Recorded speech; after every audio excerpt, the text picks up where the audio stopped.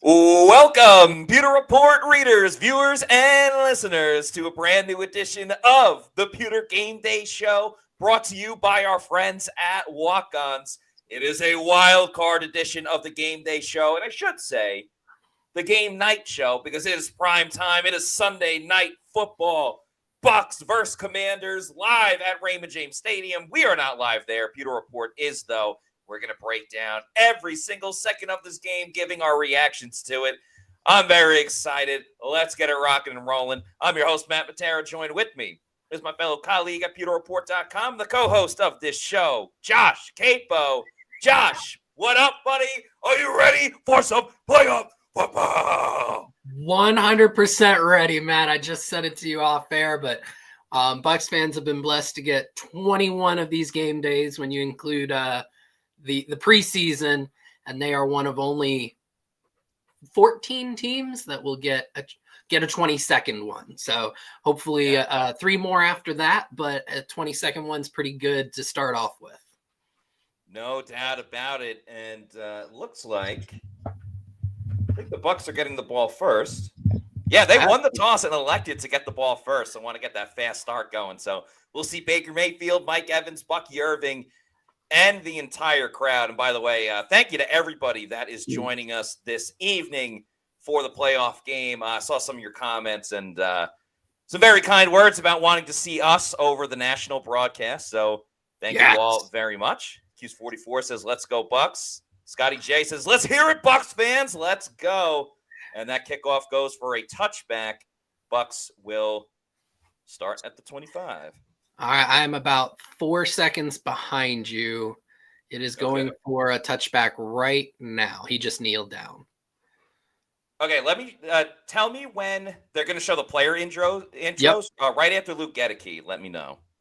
Sterling, Jalen, Cade, Tristan, Ben, Graham, Cody, and Luke. Okay. We should be close to synced up. Yep. And I inadvertently just went over the starting lineup. Yeah.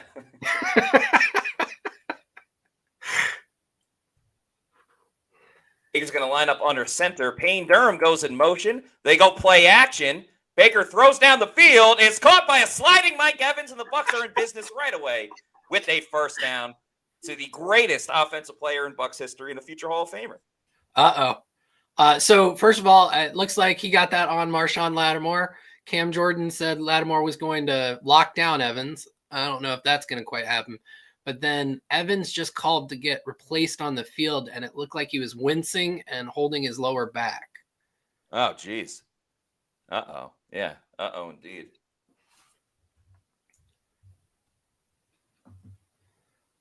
Bucky Irving has his first run of his postseason career. He's swallowed up by Bobby Wagner. That's going to go for no gain on the play.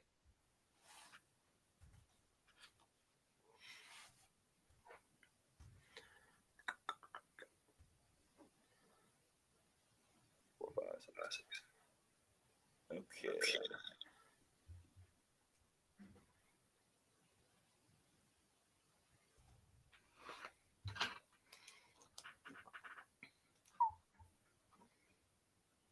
All right, 2nd and 10. Bucs are in shotgun.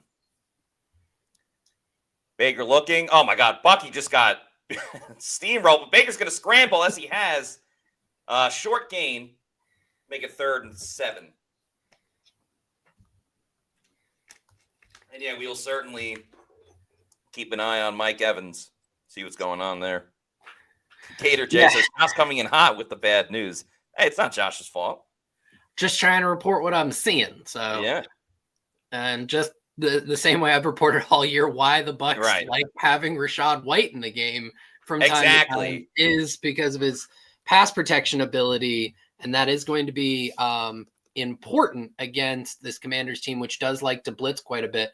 And there's Mike Evans. Mike is down the field, returning to the lineup. And he is the GOAT for a reason, folks. Yeah, Mike's also the greatest of all time at thinking he's injured, only to come back a few plays later and absolutely do something amazing like that. So picking up right where he left off.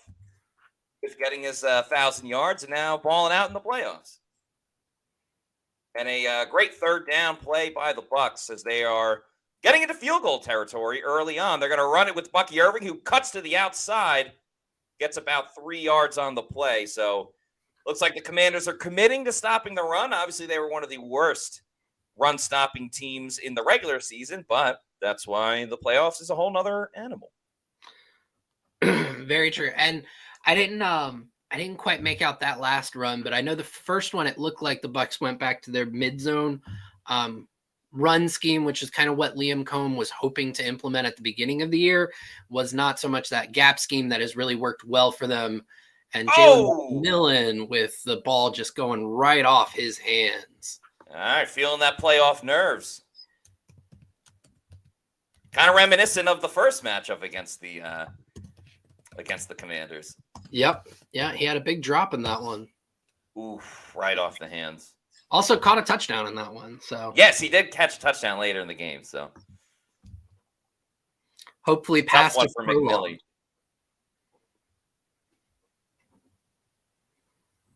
Rashad White, the birthday boy, is in the game. Baker steps up, fires down the field. Was looking for McMillan. That was double covered, so it's going to be incomplete. Bucs are going to have to kick a field goal with Chase McLaughlin. So an intermediate start. Can't say a fast start. So, and then just because this becomes a hot topic in game, let's just kind of reprocess that drive quickly. Bucs started off with a first down throw to Mike, then a first down run. Then Baker had to scramble, then hits Evans wide open on the 23-yard cross, a run on first down. McMillan drops the ball on second down, which really kind of killed this drive. I want the viewers to really remember that as we start to process through this game and start to think about play calling. This drive was really killed by that McMillan drop that probably would have been a first down at that point or set them up on 3rd and short there. Correct. And the field goal was good by Chase McLaughlin. The Commanders did jump off sides, which would make it a 4th and, I think, 2. They're declining it. They're going to decline it and take the points, which I don't mind. Early in the game, good to have momentum. And with that, the Bucs have a 3-0 lead.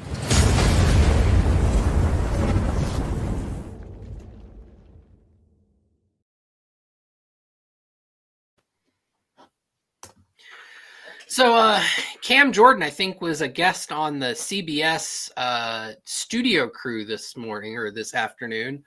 And I just want to remind everybody, he thought Mike Evans would get shut down by Marshawn Lattimore. And Evans, if my count is correctly, has 2 catches for 34 yards in one drive.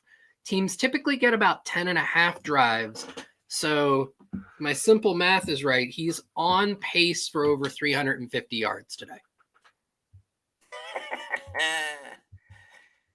That would be nice. That would be very nice. Let's get to some comments, shall we? It's been great seeing all of you with us. Kevin Martinez says, Money Mac. Q's44 says, score first, we win.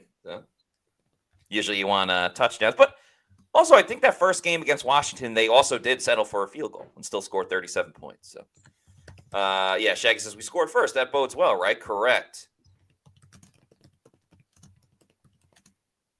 Scotty J says, 4th and 3. Good call, Todd. Yeah, I mean, I'm fine with just getting the game going early, scoring, and, figure it out later. Nicola Legistina says, trash can Jordan. People want to know if Kathy Gillespie is at the game. Yeah, Kathy says it's so darn loud, even with both earbuds in, LOL. Kathy, thank you so much for listening to us while also being at the game. That really means a lot and super cool. So we have a playoff listener, if you will. Love that.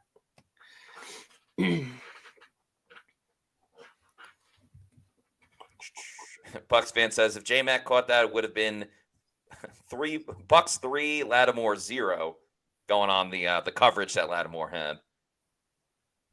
That is true. Yep. Mia Samia says, Kathy is very cool. Yep. I would agree. And we have a $10 super chat from Sean McDonald. Thank you. Let's go, very Sean. much, Sean.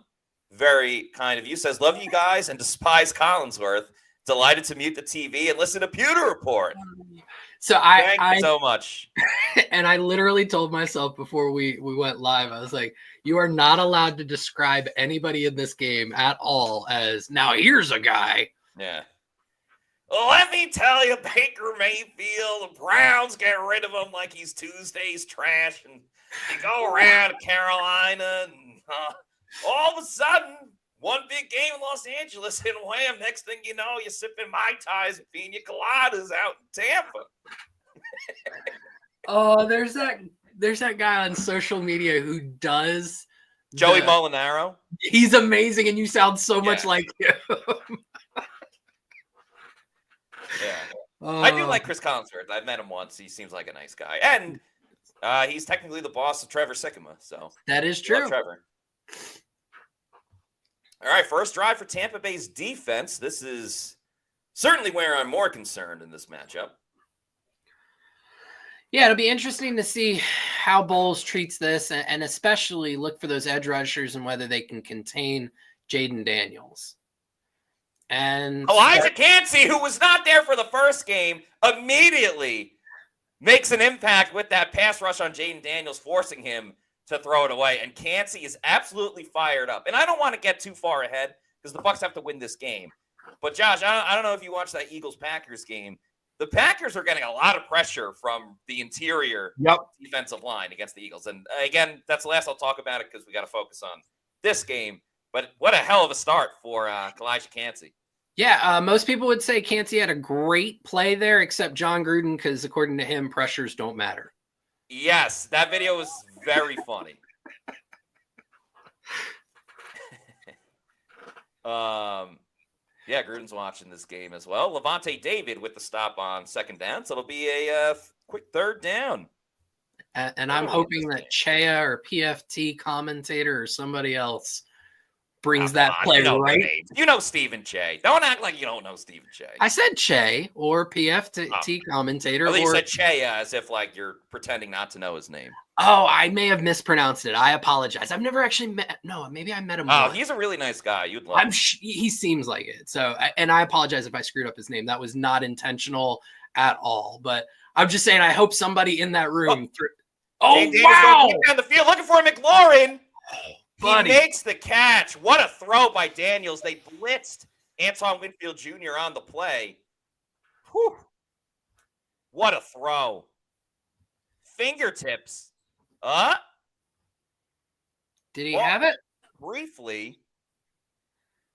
That's one of those, like, we really don't know what's a catch anymore. Like, yes, the ground. It touched the ground. Did the ground impact the ball? I think that's a catch. I would agree with you there. But I've seen similar things called not catches. That's very true.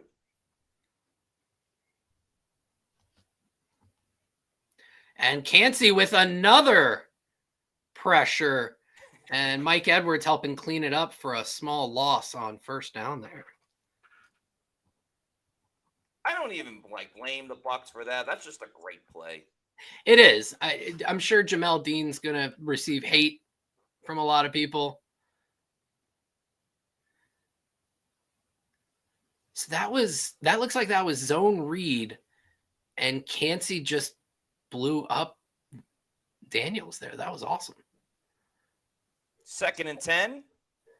Diaby's after Jaden Daniels. Vita's running. Daniels still staying in bounds.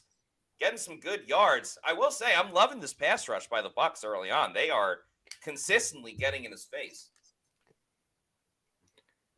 Yeah, it's going to make life much more difficult on Daniels. He's not excellent against the blitz, but the big thing is being able to get that pressure, ideally from up the middle with Cansey and Vea like that, while still maintaining contain at the edges, which they broke contain on this one, and that's where Daniels was able to pick up, it looked like about 9 yards there. All right, 3rd and 2. Looks like Ertz goes in motion. Bucs Only bring 3. Daniels is going to sprint to the outside. Levante's in pursuit. And What a Levante play. David pushes him out of bounds. What a The elderly play. Levante David, still young at heart, making a big play on 3rd down. Wow. LVD. That was phenomenal by the 34-year-old Levante David, keeping up with the 22, I think, year-old Jaden Daniels. Yeah. One of the best athletes in the NFL. And here you see, looks like Commanders are aggression on 4th down. Huge aggression move. JTS in pursuit. Huge. Oh, an incomplete pass. The Bucs get a stop on 4th and 2. Huge. Boom.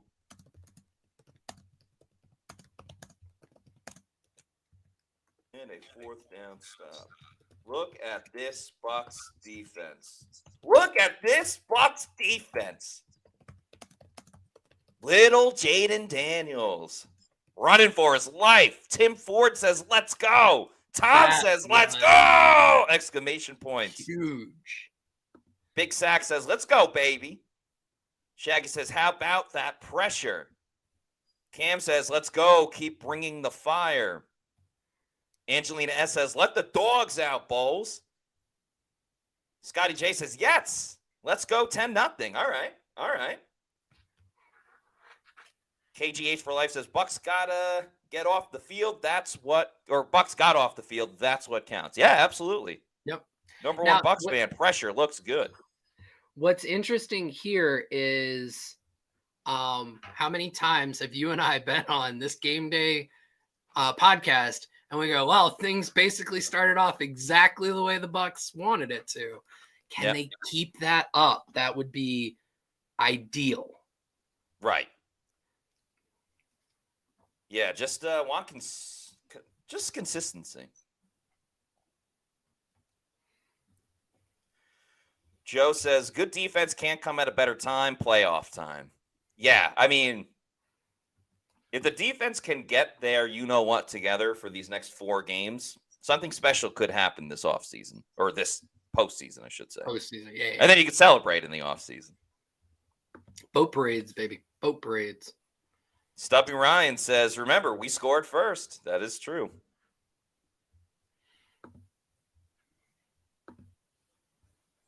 Tanner James Goff says, Bucky Irving drive incoming. Yeah, Bucs mostly threw it on that first drive. Commanders did a good job of stuffing the run when they did go with Bucky. But as we've seen, even if the Bucs get slowed down a little bit running the football, they'll still find a way to break one. So, yep, they're huge on EPA per play, even if their success rate isn't quite as good. And the difference between those two metrics, success rate tends to measure how often a run nets a positive result, whether it just keeps you ahead of the sticks. EPA per play really judges the overall efficiency or optimization of the run game or the offense in general. So Bucs tend to hit some big ones, and that helps make up for not as great of a success rate. Bucs running on first down with Bucky Irving, who plows ahead, still going.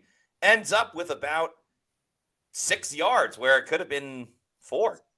And how often have we seen that this weekend, Matt, where just offensive lines help take over a run and just keep pushing and pushing, and the back keeps their feet going and turns a no gain into 6 or 2-yard gain into 8. And that continues here with the Bucs. Daniel Gomez says, Bucky in the O-line got 6 yards. We have a super chat we'll get to after this play as well, as Baker lines up in shotgun on 2nd and 4 with Bucky Irving next to him. They're going to run it with Bucky again, who gets the first down. Bucky Irving keeping the legs churning. Tristan Wirfs got pushed late by, I believe, St. Pete's own Johnny Newton. But regardless, that's going to be a first down. JJ Marion, thank you for the $2 super chat, says, why don't teams use analytics to manage timeouts? I think they look at it. They do. I mean, they look at it more for like when to go for it and stuff like that. But I think the general consensus is you want to save your timeouts for late in the game if you need it, either to get stops or, if you have a late drive. But yeah, I don't know how much analytics are behind timeouts versus like when to go for it. Yeah, I think, and Jalen McMillan, there you go, making up for the drop on the first drive. They do. So just about every team in the NFL at this point has an analytics department. I think the Bucs are actually one of the few that really technically doesn't, although Jackie Davidson, I believe, kind of does that for the Bucs, and she reports to Mike Greenberg. And those departments have those conversations with the teams pregame. But there aren't a lot of those conversations in game. I think the analytics guy, or person I should say, isn't allowed to talk to the coach because there are only certain people who can talk to the head coach in game. But they have all of those things kind of mapped out pregame. When do we want to call a timeout? When are the most optimal times to do it? And then, a lot of that comes down to that 2-minute or 4-minute drills at the end of halves. Yeah. Bucky had a run, went for no gain. Came close to breaking it. Rakim Jarrett's in the game. Yeah, one of the things that the Bucs have been able to hit on for a couple of different completions so far through these first two drives, deep comebacks against Washington's cover 3 defense. Washington does like to run cover 3 more than any other coverage. And those comebacks are working on the single side corner. Bucs running on second down with Bucky Irving. He gets about 2 yards. And I'll set up 3rd and 8. So Bucs being on this drive, they were pass heavy first drive, pretty run heavy on the second drive.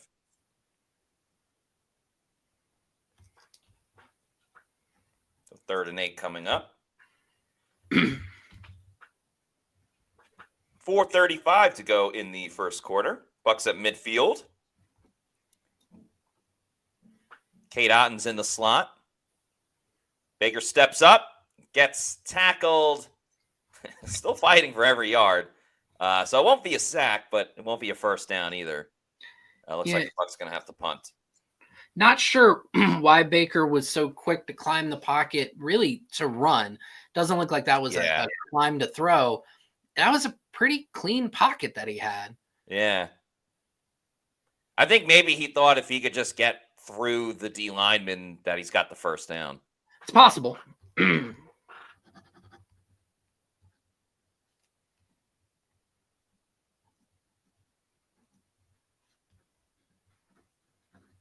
Now the Browning experience gets underway. That's been a little bit of a roller coaster.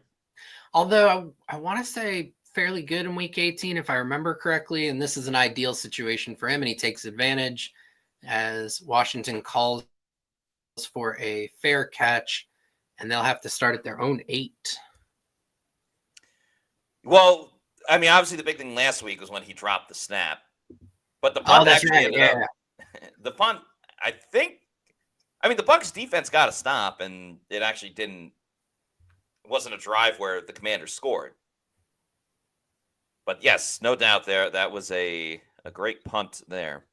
Tim Ford says Baker a mess. I wouldn't call him a mess. Like, he completed a lot of passes up until that drive.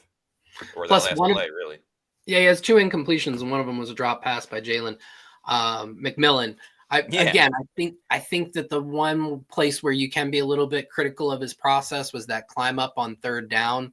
Looks like he kind of abandoned his progression fairly quickly there, even in a clean pocket. But we're not sure exactly what he saw. Matt, I think you did a great job of proposing what it might have been that he thought that he could climb, and then there would be open space for him to pick up the first down, which quarterbacks have been doing a ton in the playoffs so far. Little bit of a difference between Baker and Josh Allen and Lamar Jackson and Jalen Hurts and Bo Nix there. But Baker has created with his feet quite a bit this season. Mia says, in Baker we trust. Jared Cox says, they are selling out to stop the run. Yeah, Bucky's been bottled a little bit. He did have those 2 runs that got them a first down, but it does seem like Washington is certainly committing to stopping the run, which is why you've seen those down the field pass plays to McMillan, to Mike. So So I think on drive 3, just kind of working off of Jared's point there, play action, rolling out could hit for some big time gains for the Bucs. So look for that. See if Liam Cohen kind of builds off of learning from what Washington is really trying to accomplish. And I'd even say, Josh, I don't know if you would agree or not, but remember last week, the Bucs came out of the gate kind of slow against the Saints, and they still scored on 2 of their first 3 drives. Now, granted, they were both field goals. I would say right now, their offense looks better than it did at this point of the game than it did last week against the Saints. So I wouldn't really worry just yet. Even whatever happens on this drive, like, the Bucs are either going to still have the lead or they're going to be down 7-3. It's not like they have to like completely change their game plan or anything. Yeah, no, absolutely. I would agree with that. Oh, and Jamel. Oh, make the tackle, dude. That was so close to being a negative play. I think that was JTS. That might have been, yeah. The only thing I don't get there, like, I understand you want to like make the tackle, but he was right next to the sideline, just kind of like push him out of bounds. Yeah, I guess they're not going to show a replay.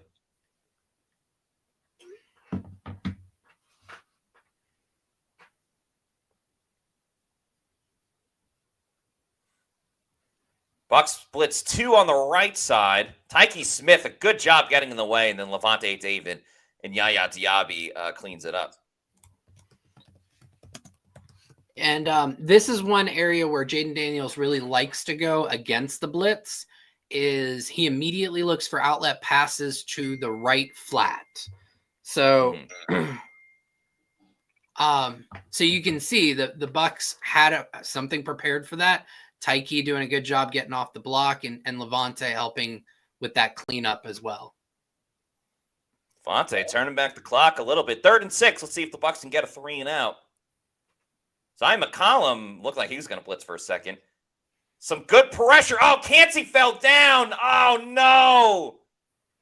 Kalijah Cansey just fell down. He was right in the face of Jaden Daniels, and him falling just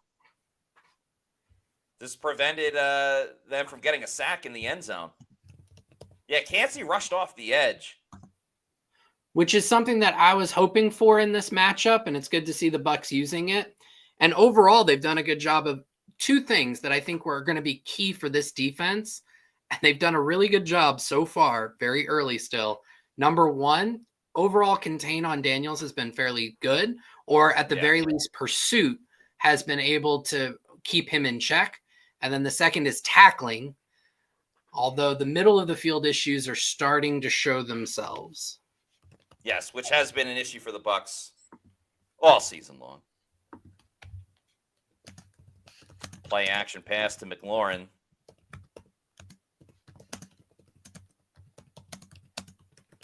And this is where John Gruden would be like, well, if you would have got a sack instead of a pressure, then you're not on the field. Tipped ball or something.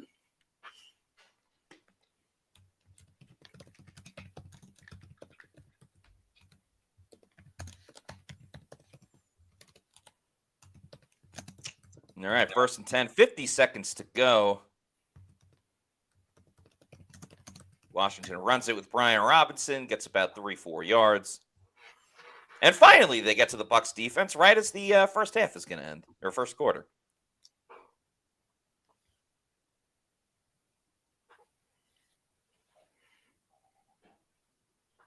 Tyke Smith, Tweez, Mike Edwards, Zion. Looks like Deion Jones is in the game. Little 54-45. Screen pass to Eckler. Tyke Smith can't get there. Anthony Nelson eventually makes a tackle. That's going to be a 1st down for Washington. That'll end the first quarter. Fairly quick first quarter. Bucs lead 3-0. But Washington is driving for sure. We'll get to everyone's comments and stuff in just a moment. But first, let's talk about our friends over at Walk-Ons. Game day at Walk-Ons is just different. And it starts with the way our teammates prep each dish from our scratch menu. no shortcuts. We are hand cutting every single mozzarella log straight from the block. Hand peeling, stuffing, and bacon wrapping each voodoo shrimp. Hand carving ribeyes for our steaks and po' boys. And hand slicing, then tossing our boneless wings in our house-made sauces. With wall-to-wall TVs and food like this, why would you want to watch anywhere else? That's game day. The walk-on's way. Shout out to walk-ons. Go there really any day of the week, and you're guaranteed to have a wonderful, wonderful experience. They have happy hour deals Monday through Friday, including on Tuesday, all day, $5 Tito's. Some other drink deals they have include $3 happy hour pours and $4 house wines. Could also get some great appetizers like the $6 fried pickles and the $7 Boom Boom Shrimp Queso Dip. All fantastic. And then, of course, over the weekend, now obviously this is Sunday night, but if you want to do it next week for the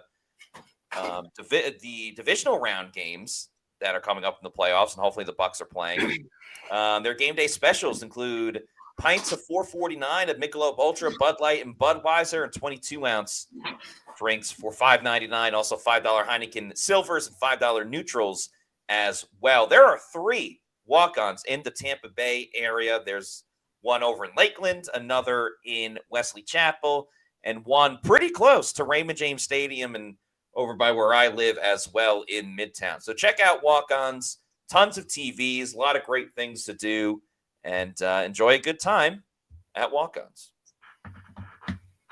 All right. Jared Cox says, yeah, can't let them go 92 yards, man. I agree. Joshua says this defense can absolutely let them. Says the pass rushers keep leaving their feet. Yeah, it has been the case a little bit. But yeah, I don't know. Not the best first quarter, but not the worst first quarter either. I thought it was kind of a good back and forth overall. Yeah, I mean, on offense, they're moving the ball. Some execution errors are definitely hampering the stealing of the offense at the moment. On defense, for great first drive. They've just got to clean it up here on the second drive. Again, some execution issues have really hurt them, and they're breaking contain again. Shaq Barrett this time, I want to say.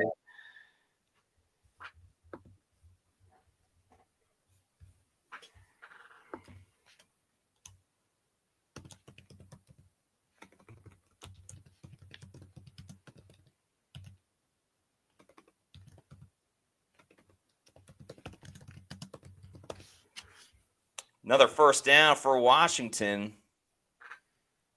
Seems like the adrenaline has come down a little bit for Tampa Bay.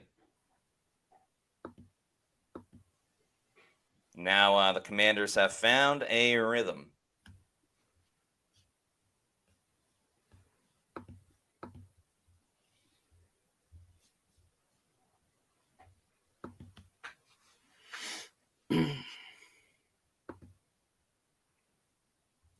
Need to update the banner as well.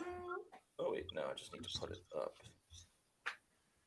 All right, 2nd and 5. Washington is driving. They are threatening, if you will. Bucs only rushed 3. Nice tackle. Shaq Barrett, welcome to the party. Still getting used to that 56. It's a little different, isn't it? Yeah. Dropping back in coverage, too. Yep. And driving on the ball didn't allow any yards after catch there.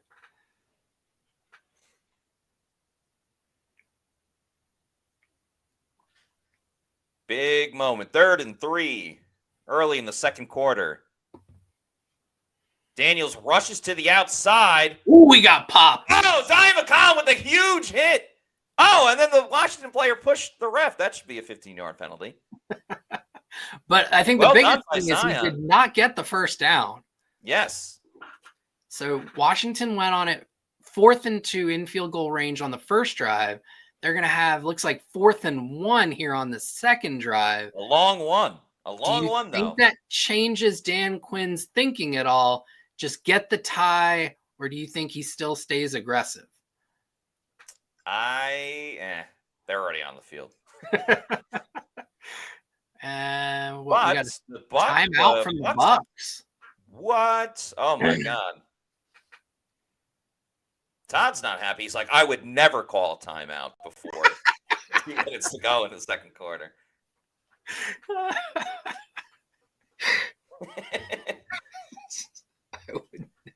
That's like when they say, like, oh, if I'm like kidnapped, like you'll know because I'll say something egregious. Like for Todd, be like, yes, I'd like to call a timeout. That's the signal for the FBI.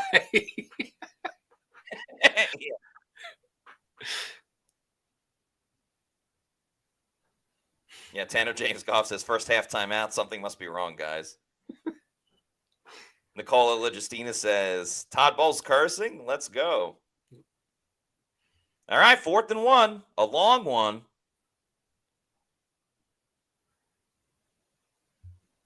Ten seconds to go on the play clock. They're going to run it with Eckler. Oh, man. I think he got it. I think he got it, too. Not the best look when the tiniest guy in the game runs over Logan your Hall. key lineman. Oh, buddy. Damn. They ran right into the teeth of the Bucs defense. And it was a good move by Logan Hall, too, to get off the lineman. Yep. Looks like the Bucs were running like a run stunt. Yeah. Tough, too, because Hall was a little flat-footed. Couldn't really get the drive like you were just talking about with Shaq. Daniels going to step up and run. Oh, they almost had him. Just misses him. Now Daniels goes down. Damn, Daniels. When these two teams met in week 1, Jaden Daniels had 16 carries for 88 yards and 2 touchdowns. Already today, 4 carries, 17 yards. So a slightly lower yards per carry, but still, again, on pace for a very high volume of runs.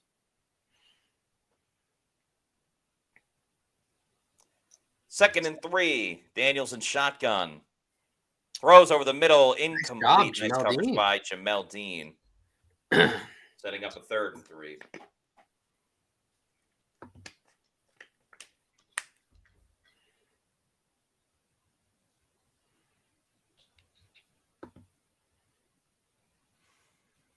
This game's not great for the over either. The over was 50.5, the highest amount of any playoff game this week. I was in on the over. Were you? Yeah, 50.5. See, 3rd down. Looks like Washington's going to call a timeout. They're going to talk it over. Richard Taroka says, Dan Quinn knows they get a touchdown. It puts the pressure on Liam and Baker. Gator J says, Daniel's got a little cut under the eye. I didn't see that. Stan Glassman, 8 yards on 1st down every time. Yeah, that doesn't help. Daniel Gomez says, running back had momentum. Yeah, that's true. True.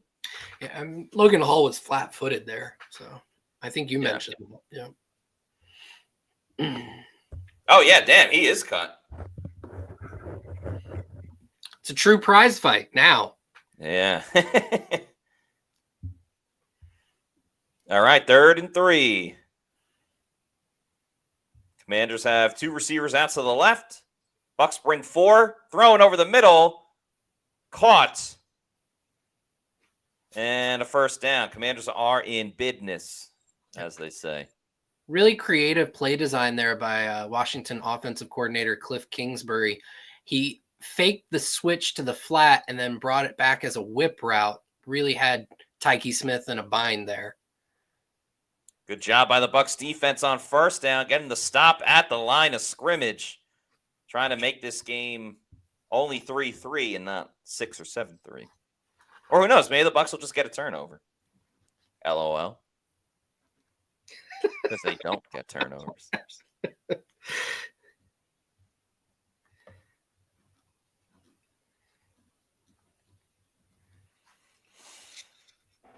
Oh, let's see. You got A. Nelly and Yaya Diaby, an outside linebacker. Deion Jones remains in. They're going to run the option play. That didn't work. At least they wanted to. Great job by the Bucs defense. Anthony Nelson, Zion McCollum. Wrap it up and say, you ain't doing it. You ain't. Not on my watch. Very well done. That's disciplined football. Zion McCollum was absolutely stellar on that rep. Yeah.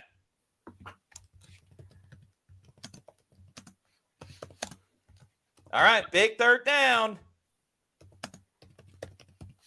Bucs haven't been able to get those stops. McCaffrey goes in motion. Daniels has time. Throws towards the end zone. Wide open. Like, there is a flag. Wide open, but there's a flag. Hold your horses.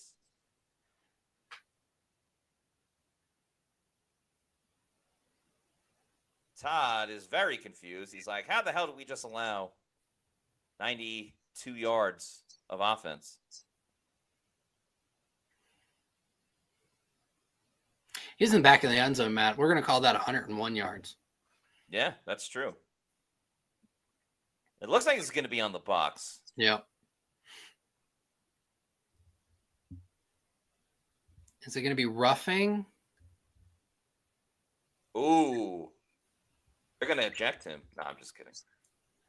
I don't even see how that's roughing. He's literally pushed to the ground by Brandon Coleman. They're really calling that roughing.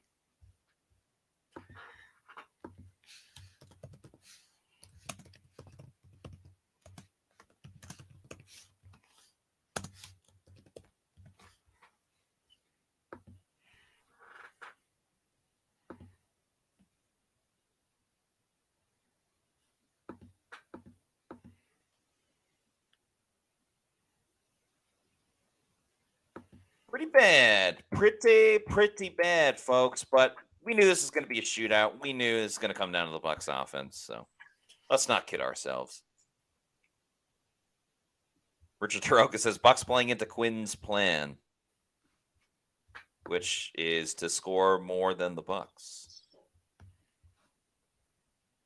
Kick is up, and it is good. Commanders lead 7-3.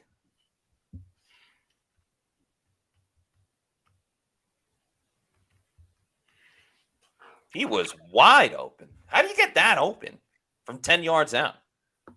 And they dropped everyone back in coverage. Well, they only rushed 4.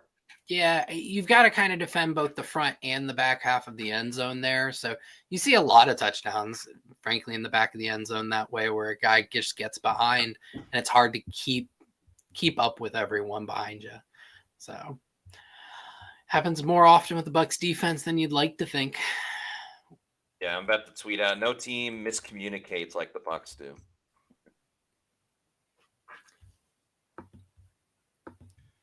All right, let's get a touchdown for the Bucs, and let's, more importantly, get a Vita Vea goal line touchdown.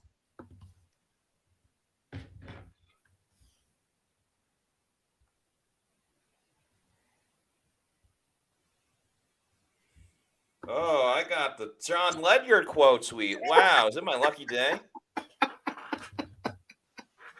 I just read it. Competitively bad compared to their common plain old bad. Oh, John. Baby steps. Baby steps. Diesel Roche says, well, here comes my first drink. Yeah, everyone do what you can to help the Bucs win.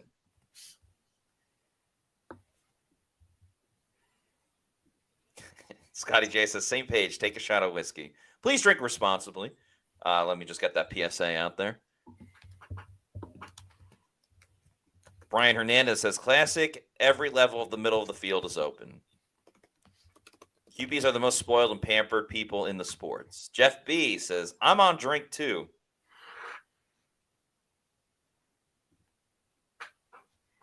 John Doe says, I don't see how we are so unprepared every single week. Bad drive for sure. But we've seen how this team can respond. So.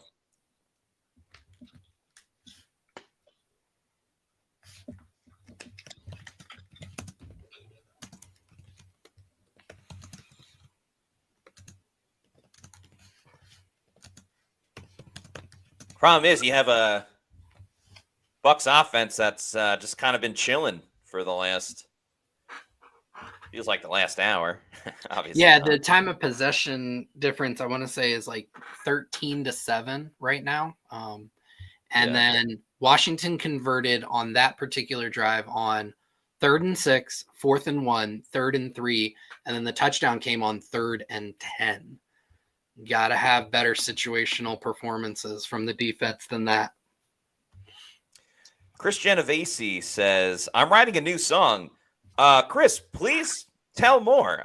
Is this a rock, rap, country? Are we just talking just the music? Is it lyrics? Is it a Bucs-related song? Is it just Gaelic? a regular song? Please let us know. And let me know how I can help. All right, Bucs start with the pony package. That's how you got it going. A little play action. Baker's rolling. He's about a yard. Why not just throw it away at that point? Well, I mean, he did get the yard, so throwing away would have netted him a little less. I think he thought he had the corner there to a certain degree.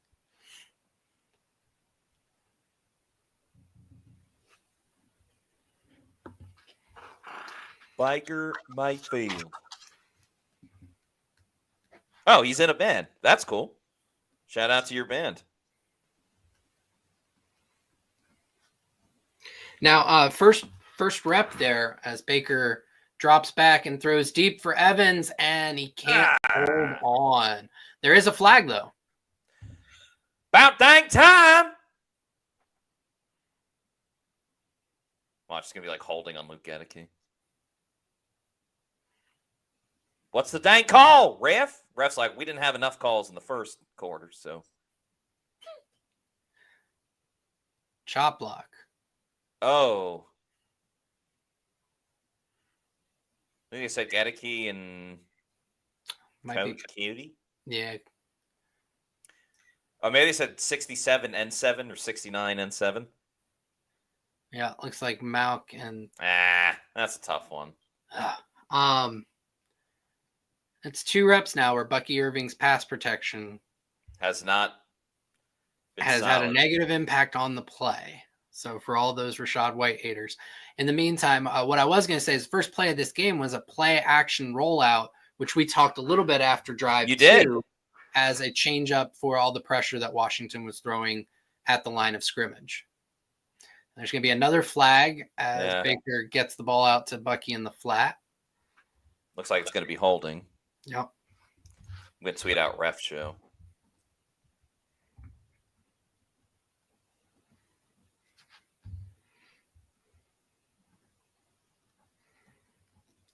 It's going to be hard. They call Wirfs? They called that on Tristan Wirfs. All-pro left tackle Tristan Wirfs. Did Washington accept it or did they just decline it? I think they declined it. Yeah, what?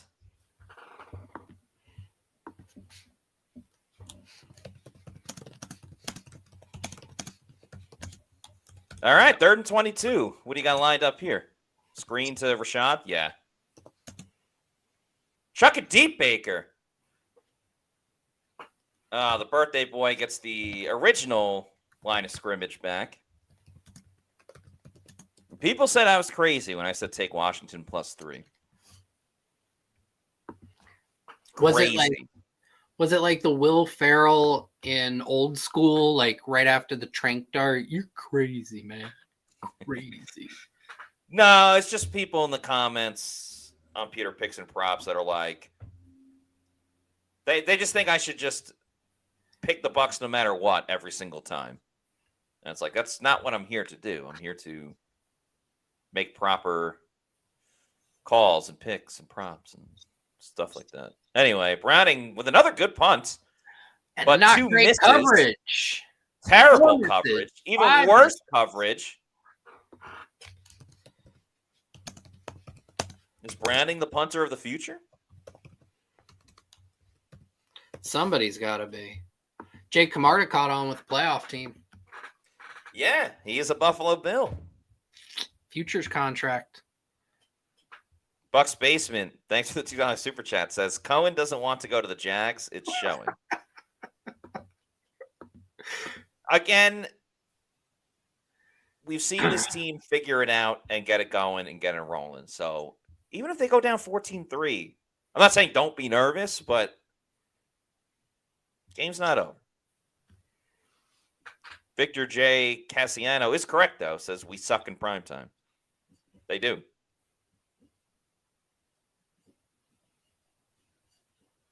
Richard Taroka says, got to remember, Washington was a 12-win team. That was true. Yeah, but they were, I want to say, 8-4 in 1-score games, which is typically not a sustainable rate of play. That tends to come back to the mean. One of the things that I look for in terms of quality of team is how often are they in games where there's more than a 1-score difference, and then what's your record in those games, right? So Washington only had 5 such games, and I want to say they were 4-1. The Bucs were in 9 such games. They were 7-2. Bucs had a much better point differential on the season. Well, better. I don't know about much better, but I think it was 119 to like 87. So decently significant.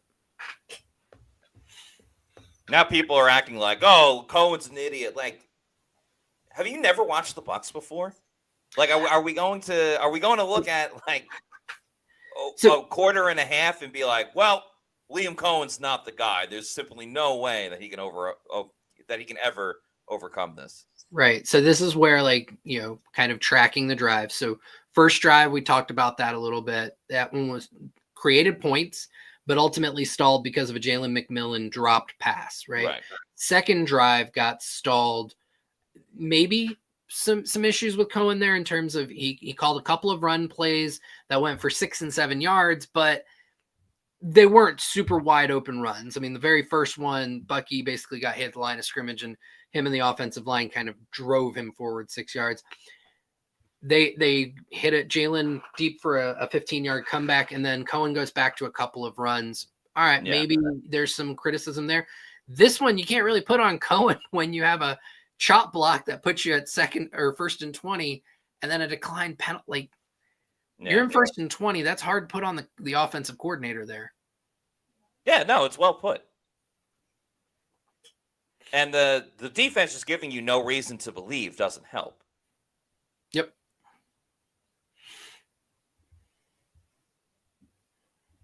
Bucs defense is back to playing the hits. Now, hopefully that also means just only allowing 3 points in the second half. But, yeah, once again, playing the hits. 2nd and 3.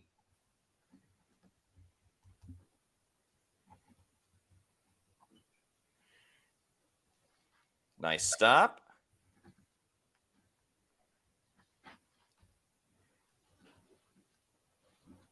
Stan Glassen says, life is good, always being 2nd and 2.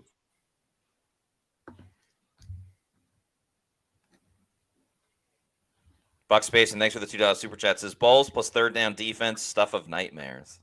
You're going to have to turn that around.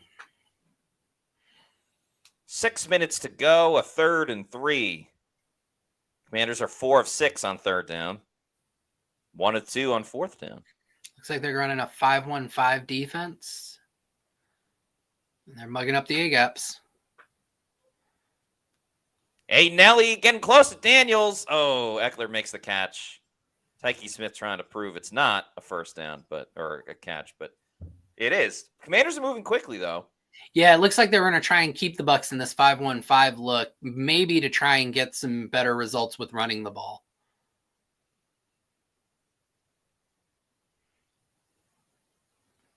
Jane Daniels going to run it. John Reed? Yep.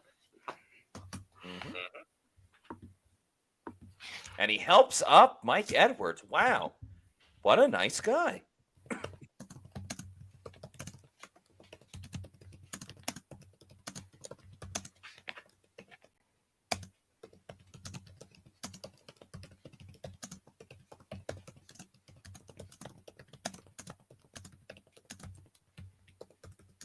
Second and 4. Dane Daniels has all day, so he's going to run.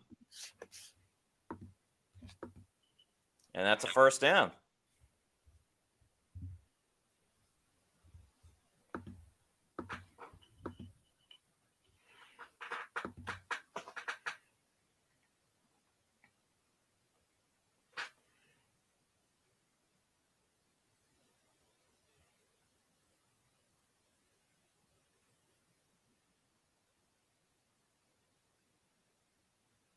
Whoa, Vita almost gets to Daniels. Hey, they got a pressure, though, right? Hell yeah. Look at that pressure, making all the difference for the Bucs.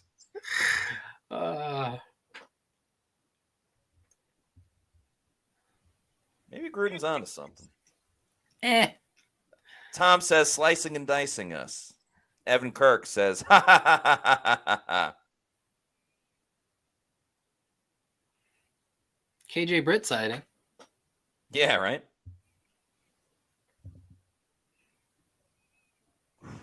All right. Second and 5. Tyke with the slot blitz getting McNichols wrapped up.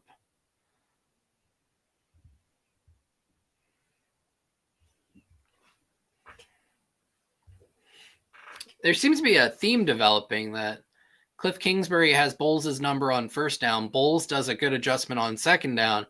And then Kingsbury wins the duel 2-1 with third.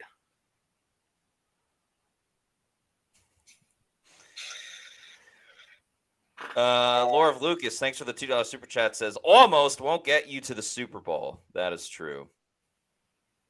All right, 3rd and 4. And Yaya did it. Diaby holds on for dear life. That was a Dane Daniels is 3-man. like a Oh, and bucket. there's a flag, though. There's a flag. Come on.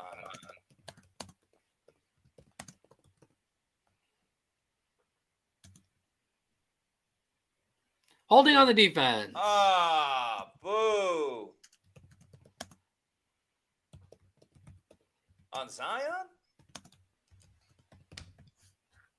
That's a killer.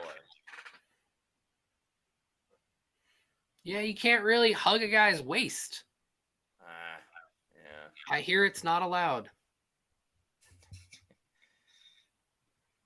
I'm surprised NBC didn't have to blur it out because it's such an illegality. I mean, come on, it's the playoffs.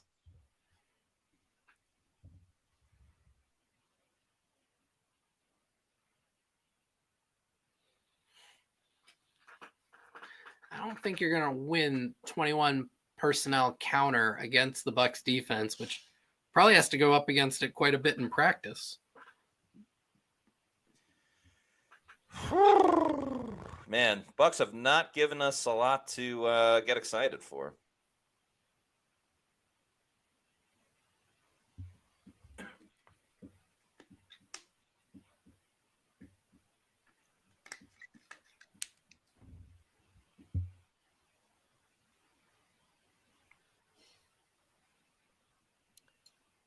Be maybe the last play before the 2-minute warning.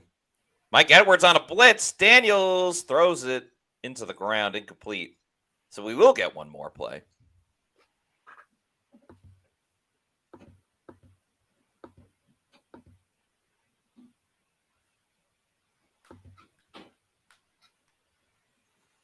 Let's see. The Bucs have had 3 drives in this game. Damn. That was very similar to last week. Yeah, and then they went wild.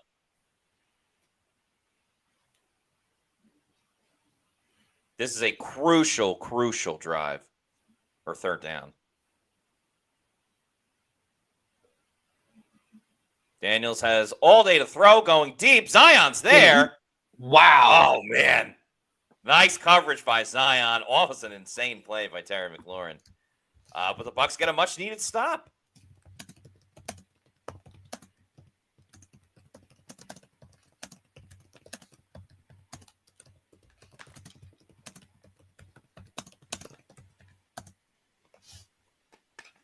And that is the 2-minute warning. As Kevin Martinez says, denied.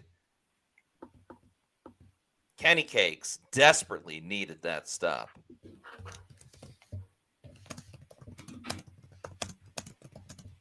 We have a 99-cent super chat from Twan Blow. Thank you very much, Twan. If you have a follow-up comment, we will get to it. But thank you for the super chat. Appreciate it. Kathy Scavelli says, surprised the ref didn't call pass interference. I appreciate everybody watching with us, and there's been a ton of great comments. I will say, though, if you do cuss, that's fine, but we can't put it up on the screen if you cuss. Right. So just keep that in mind. I mean, not like the really bad cuss words and stuff. Anyway. Tim Ford says they'll probably get them to jump. Maybe. Action Bastard, as I mentioned curses and stuff, says, or cussing, says, watch for a fake field goal attempt. I'm not joking. All right, Action. We shall look out for it.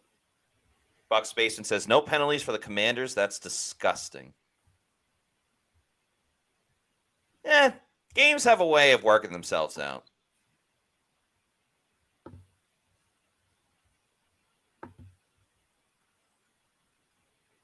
We got a $5 super chat from Cincy Kid.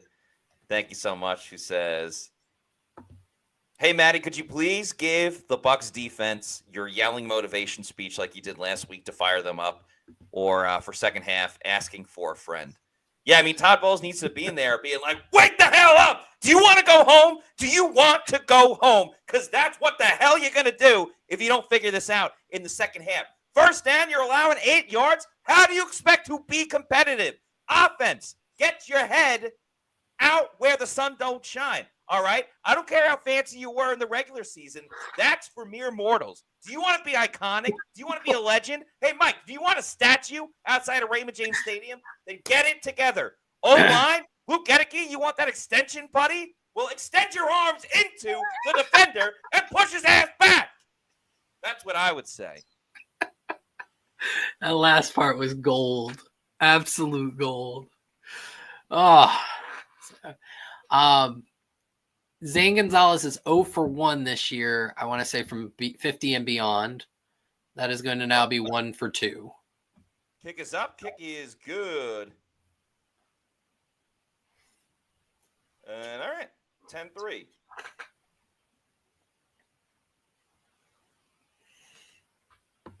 Not insurmountable. Yep. Laura of Lucas, thanks for the $2 super chat, says, Bucs have a way to raise your blood pressure. Yeah, and I already have high blood pressure, so not helping, Bucs. Thanks. Michael LaRue says, Zach Ertz went to the medical tent, now in the locker room. Did not know that. Ben Sinnott, I know, was he's questionable to return. I'm not sure of Ertz, but I did see that about Sinnott. Could it be that the two are being confused for each other? Oh, maybe. Yeah, I haven't seen anything else about it. So, Mia San Mia says we literally need a CD here, or it's over. I wouldn't say it's over. Mark Alonso, being confident, says 7 points. Here we go. E. Rich says that was excellent, Matt. Thank you. I'm here to entertain. Extend your arms. Well, it's important to get that extension, right? That is. I could not agree more. Rashad White on kickoff. Damn. Or kickoff return, I should say. Maybe trying to get a spark? No.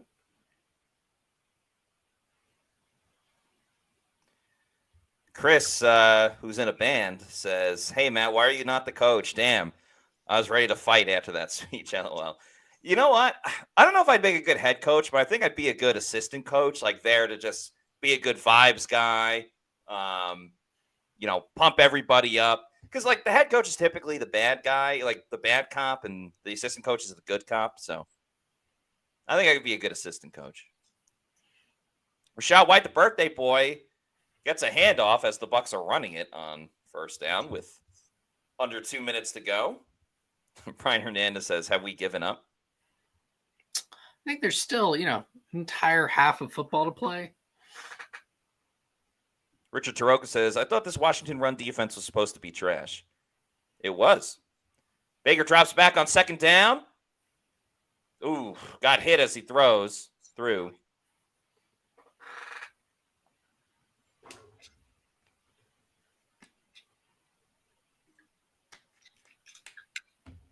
Man.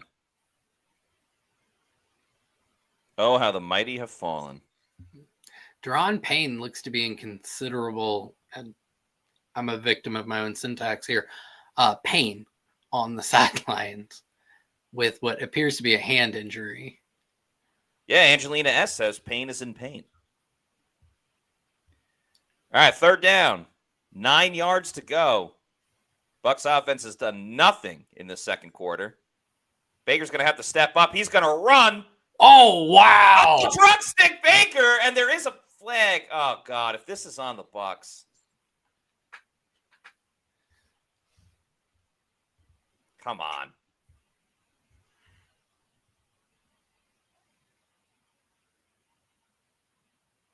All right, looks like Mike's saying that it's against the defense. Offside, wow. What a play by Baker. Baker. Wants to win. Truck stick. That was on Bobby Wagner.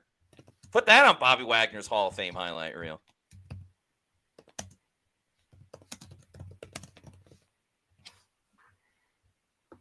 A minute 5 to go. Baker thrown to the left side of the field. Mike makes the catch. Get out of bounds, dude. He did. He did, but it took him a second. A minute 2 to go. Baker all-stop, says Big Sack. That was funny. Or Baker or all-stop. All right, minute 2 to go. 3 catches on the game for Mike Evans. Definitely leads the team.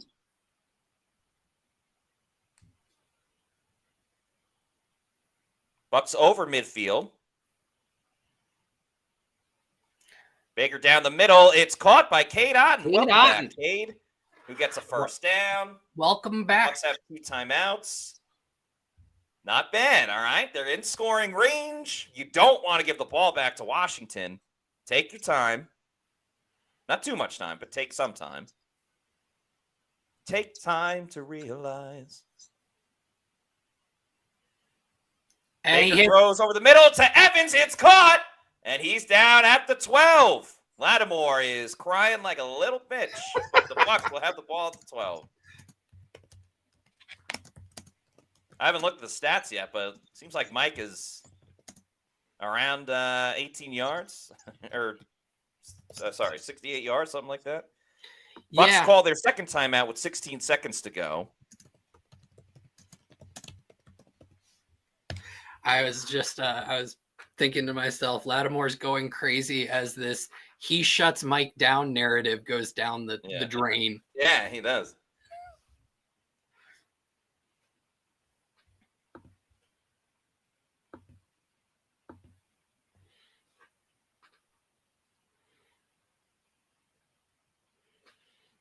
So if they can pull off the touchdown here, they go into half tied. Now, Washington gets the ball coming out of the half. That is, I think, to a certain degree significant. But the sky is falling. I think thoughts maybe subside a little bit. Definitely. Because then it's just like, can you match whatever Washington does? Right. Now, what did you have the final score being? I said 33-31, Bucs win. Okay. I had it 27-19.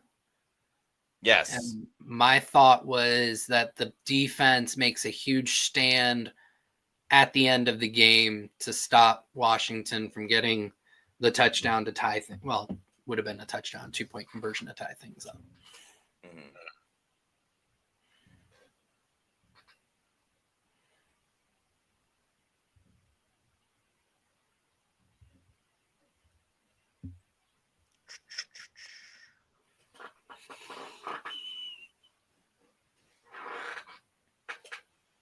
Daniel Gomez says, I don't know if Cohen should have called the timeout. I think it's fine. Under 20 seconds, I think it's fine. And Cohen doesn't call him. That's a Todd Bowles Right. thing. Yeah, that was Baker. Yeah, like I don't think it's terrible clock management. Like, they're at the 12. There's 16 seconds. You don't have that much further to go.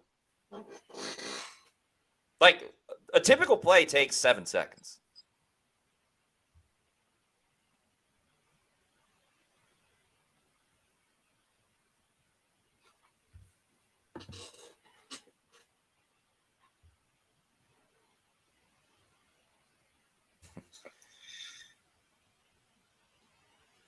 And the other thing is the Bucs are at the 12, which means they have an opportunity to get a first down before getting a touchdown, and they still have a timeout left. Right. I'm not seeing the terrible clock management here. I think people want like the extra play if they don't just score on the next 2 plays. And they got an extra second. 17 seconds to go. Bucs trail 10-3. They're at the 12-yard line. Baker's in shotgun. Looks like this Shot is White's in 21. the game at running back. Yeah. Oh, no. White goes in motion. Baker's looking to his left. Throws to the end zone for Evans. That's Ball's going to be up. a flag. That's going to be a flag. And there's a penalty. Mike's going to get the ball at the 1-yard line. Goal line. Put it Vita Vea. And, of course, the penalty's on Marshawn Lattimore. Oh, Lattimore. Come on. Put in Vita Vea. Lattimore. Vita Vea. Oh, man.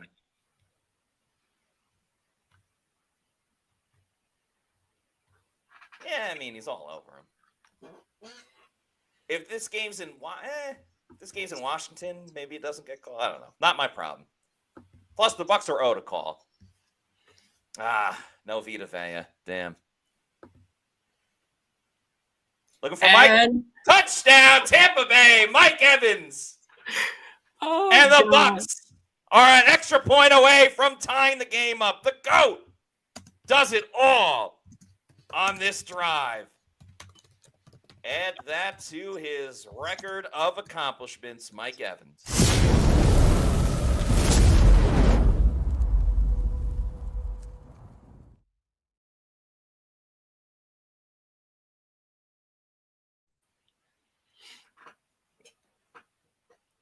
Let's go.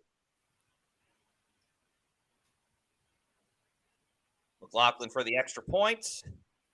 It is good. Is good. We got a tie ball game. Great response by the Bucs. I got to update. So Mike Evans is now 566 and a touchdown.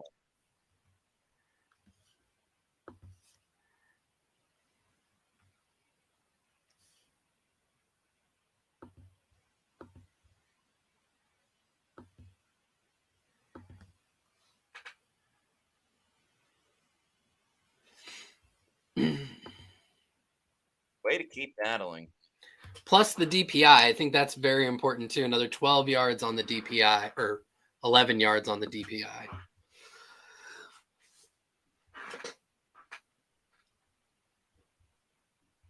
Yes, good call.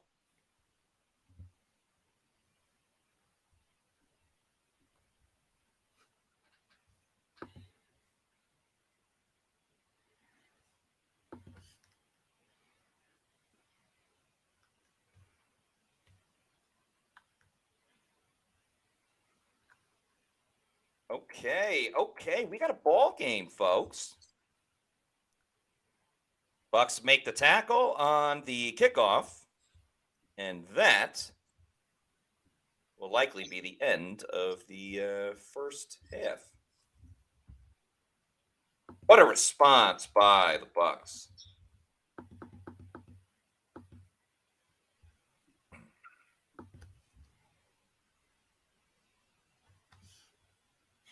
Daniels will take a knee. And that's it. So, Josh, overall, your first half thoughts on this back and forth game? I really like the 2-minute drive. Like, I think that there is something there, just pass to run. Cohen wants to establish a run. I get that, but Washington's fully keyed into it. They're loading the box up, and you've got to adjust. Now, one of the great things about Liam Cohen, we know he adjusts really well at halftime. He's been doing it since week 1 against these Commanders. So feel good about the offense going forward. The defense, there have been some bright spots. They've been a lot more competitive in this first half than they have been in first halves throughout the season. But the cracks are showing. Middle of the field issues are still there. The contain issues have started to creep up. Daniels, 9 carries, only 30 yards, but he has cracked a few. And I think just really if they can win first down a little bit better, I think they're going to put themselves in much better situations. But consistently, it's kind of been, Washington gets 7 or 8 yards on first down. The Bucs do a really good job on second down of not giving up the new set of downs. And then kind of the cracks break through on third down. So if they're able to get a better result on first down, I think you could see yet another second half improvement from the defense that really gives them an opportunity to win this game. Yeah, I agree with everything you said. Really, first down for the Bucs defense has been a big issue. Bucs haven't really been able to run the ball that much. Obviously, that last drive, they weren't going to, just given the amount of time on the clock. But I'm all for the Bucs just keep throwing. I mean, it worked in that first matchup against Washington. Obviously, we're months and months later, so it's a different looking team. But we saw this last week. They were jittery at first, didn't exactly get into the flow of the game. But once they find that flow of the game, it's really tough to stop the Bucs. So I think ultimately you got to have some good optimism. Jameson, thank you for the $4.99 super chat. Says Mike just passed playoff Lenny for most points by a non-kicker in Bucs playoff history. That's very cool. That is pretty cool. Congrats to Mike. Yeah, I'm trying to think. Because Lenny played in 2020 and 2021. Yep. With this team. And he did become playoff Lenny. So, anyway, good stuff from Mike. Congrats to him. It's like every day he has a new record. I'm not like... I'm kind of unfazed by most Mike records now. Except for the Jerry Rice one. Mark Alonso says, where is Lenny now? Anyone know? He's not in the league, but I don't know. On social media a lot, he pops up. He did tweet out, I want to say within the last 10 days or so, that he plans to return to the league next year and he will be starting for some team. He said that, or are you messing with me? No. He legit tweeted that out, if I remember correctly. That's cool. I like Leonard Fournette. I hope he starts somewhere. I don't know where that would be. Maybe it's like a Gronk situation. He just needed a year off to get healthy again. No, Cincy Kid says, I saw the same tweet, Josh Queipo. I'm glad somebody can confirm it for me. These days, you never really know.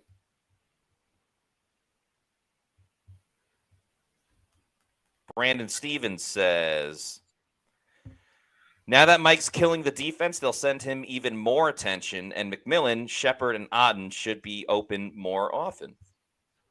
Yeah, you had a nice play by Otten on that last drive. McMillan had the drop. He did make a catch later on. Shepard, I don't think, even has a target. But yeah, it seems like the Commanders just thought that Marshawn Lattimore can go one-on-one against Mike Evans. And they were wrong. Just a stat recap for everybody. Baker Mayfield is 9 of 12 for 108 yards with a touchdown pass to Mike Evans. Baker also leads the Bucs in rushing with 21 yards on 4 attempts. Bucky is 6 of 18. Rachaad White, 1 for 1 yard. Mike Evans leads the Bucs in receiving. That's a surprise to nobody. He has 5 catches for 66 yards and that touchdown at the end of the second quarter. And everyone else has 1 catch. Jalen McMillan, 15 yards. Rachaad White, 13. Kate Otten, 12. And Bucky Irving, 2 yards. Tyke Smith leading the Bucs in tackles, 7, with 5 of them solo. Levante David, 4 tackles.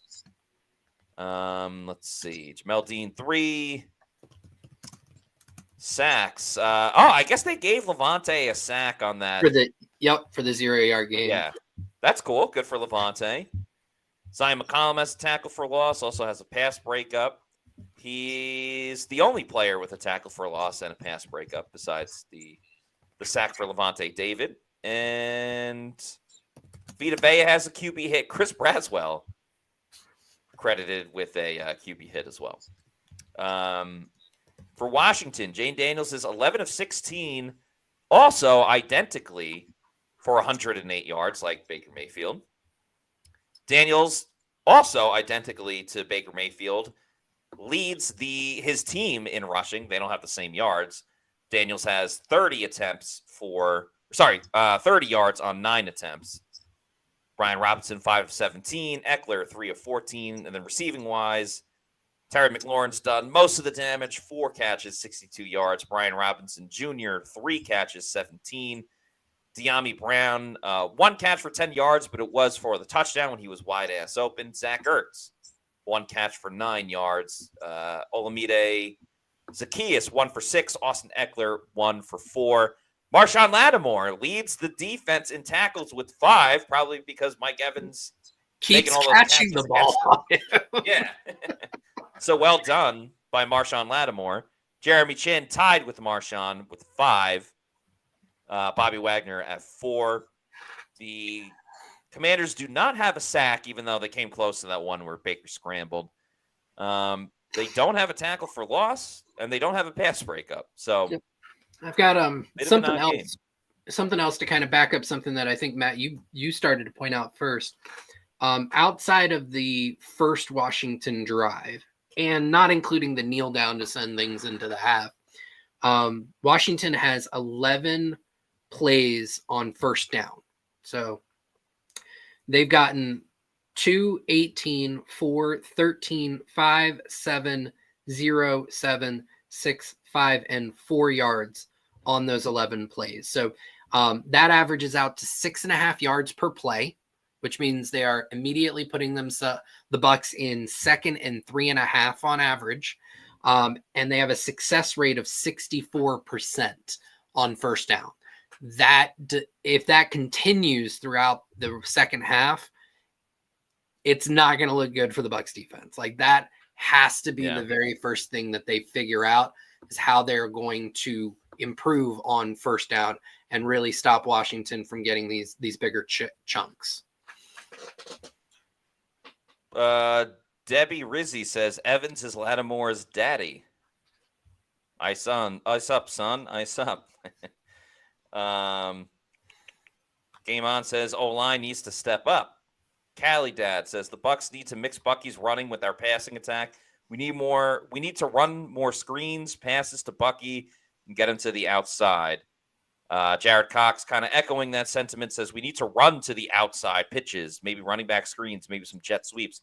Interesting, because the Bucs typically do run like a fair amount of screens and things of that nature, but haven't done so that much. I mean, it's one of those things, right? It's like, if you stick to what you keep doing and it doesn't work, everyone's like, you got to mix it up. You got to do something different. But then if you go into it being like, hey, they expect us to do this and this, we're going to do that and that instead, and it works, it's like, wow, look at them for switching up the game plan, zigging when the other team is zagging, whatever. But if it doesn't work, then it's like, just go back to what you were doing. So I don't blame Liam Cohen for trying different stuff. Yeah, and I think it was noted that it's no secret that the Bucs screen game is one of the best in the NFL. I want to say they are second or third in volume of screens, and they're one of the most efficient screen teams and successful screen teams in the NFL. And I'm almost positive I saw something where that was a specific game plan point that Dan Quinn discussed with production crews. Like, we've got to stop the Bucs screen game. So it's not like Washington isn't keyed into it, and it looks like it's a point of emphasis for them. So far, they've been able to prevent the Bucs from really getting to screens, and certainly not hitting on screens. He's 813 says, well said, Josh. You need to be in the locker room right now. MJRVI says, Lattilus. That's hilarious. As AJ Constance says, Lattilus is freaking hilarious. That is pretty funny. Can you put that one back up on the screen real quick? The Lattilus? Yeah, just Lattilus. Yep. I just want to get a screenshot of that one. Yeah, please do. We're good. Yep.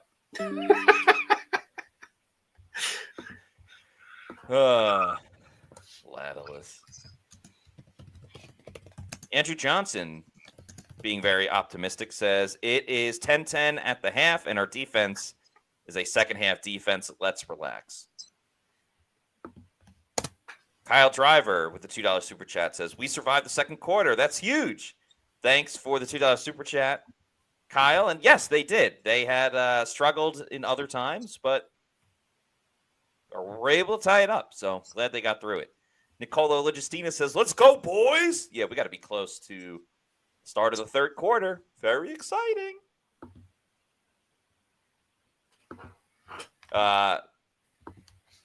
Base Clef Rule says Levante would have never gotten trucked by a quarterback like Wagner did.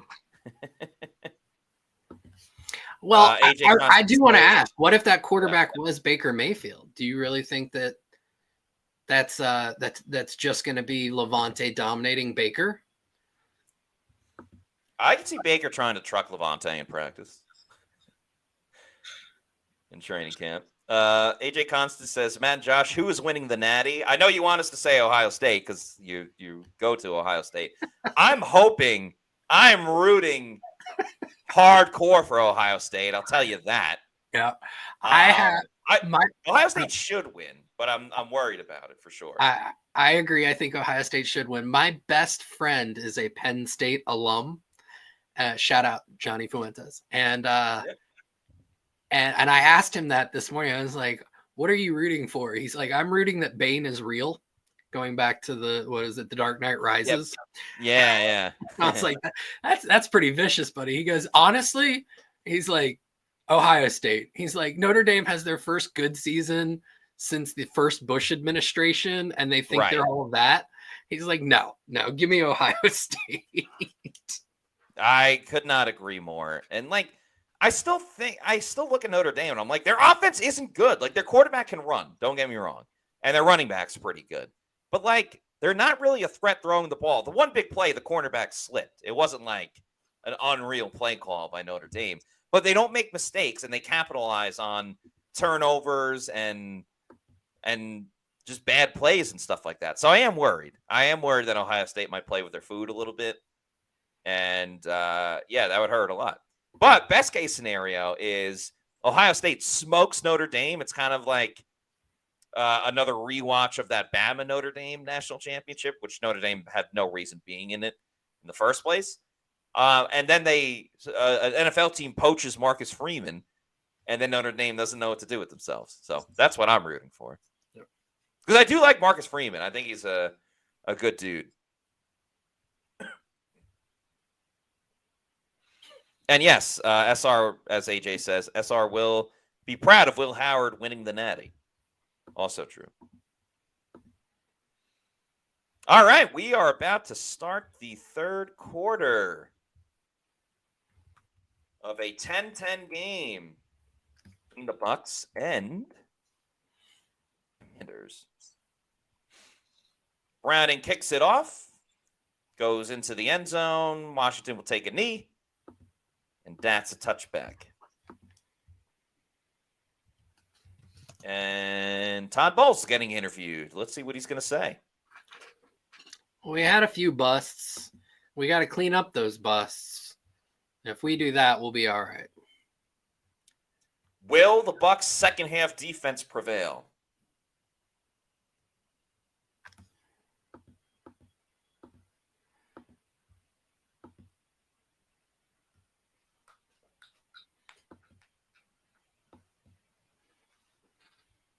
Robinson goes in motion. It looks like they faked the ooh. Yeah, it doesn't really matter. Business as usual. 8-yard gain on first down. They faked like a shovel pass, but then went back to Zacchaeus anyway.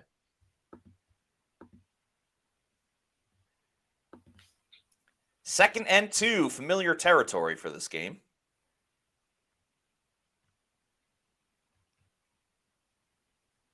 Robinson's going to run. And as is tradition, the Bucs make the big play on second down to set up a third down.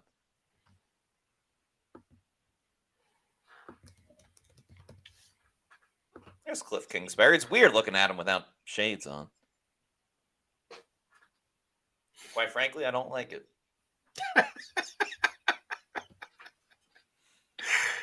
All right. Oh, Marcus Mariota's in the game. Doing a QB sneak. Jane Daniels goes out to the right. Are they going to jet? Nope. No, they QB sneak it. Motion did a good job of getting just enough attention. I respect creativity. Yeah, no. It was a nice little design there. You think he's getting booed because the Jameis Mariota rivalry? If Bucs fans are still holding on to that, whoo, buddy. Some people never let go of grudges. That's true. There's some person online, Jameis 101. Yeah, of course. Making the case that he's the best quarterback in the league on third down and 42 when leading by 14 and a 3-footed player is on the field or something like that. No argument here. Yeah, that was a crazy time. I mean, the guy writing a book, or gal, I guess, I don't know. And then you see like the author, it's like author by the writer of Jameis 101, like just to not show your identity, but expect people to read your book at the same time. Anyway, who cares? Because Washington's going down the field. Antoine Winfield Jr. just got truck sticked. And the Commanders are going to be in business. But like we said, oh, God. And Kalijah Cansey is being evaluated for a concussion. That's not good. Greg Gaines did get did have a really nice move there. The Detroit game was when Greg Gaines was big time. Yeah. But De'Ami Brown just wide open and just runs over Mike Edwards. Yeah. Nobody wants to tackle anymore. So the Commanders quickly getting into Bucs territory. And there's that a screen. Screen's going to hit. Yeah. And nobody wants to tackle. And down to the 5.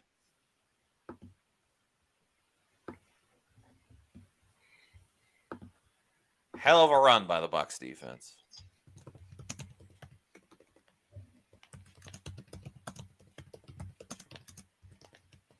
Yep, good design attacking the blitz by going to the side where they blitzed. But yeah, that's rough.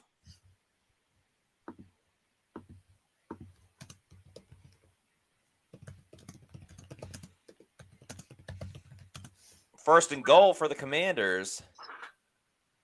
They're running with Brian Robinson, quickly stuffed by Tampa Bay and Greg Gaines.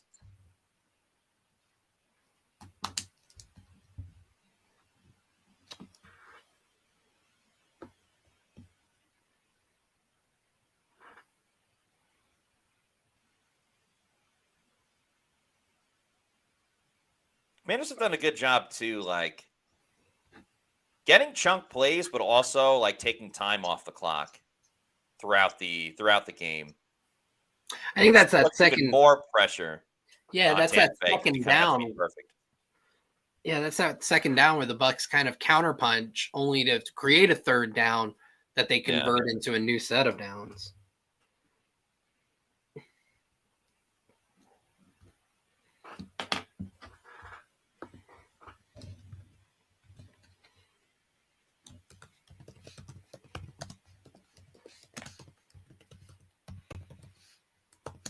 Yeah, Zach Ertz is in the game, so maybe he wasn't injured, just not getting targeted.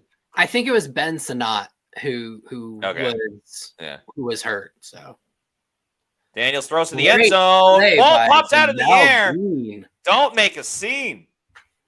Jamel Dean with a big time PBU.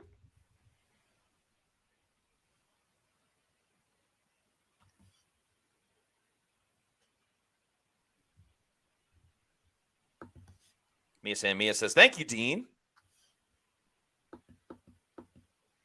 Now Zane Gonzalez.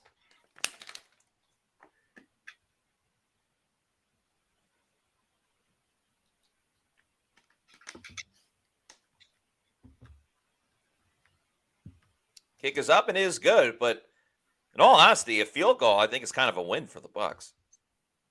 I mean, obviously you want no points, but just given what they do.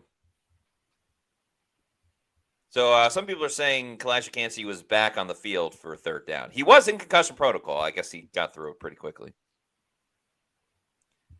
Yes. Stevens said, that Stevens says, only thing better would be if Dean undercut that for a pick six. Well, we got to be a little realistic.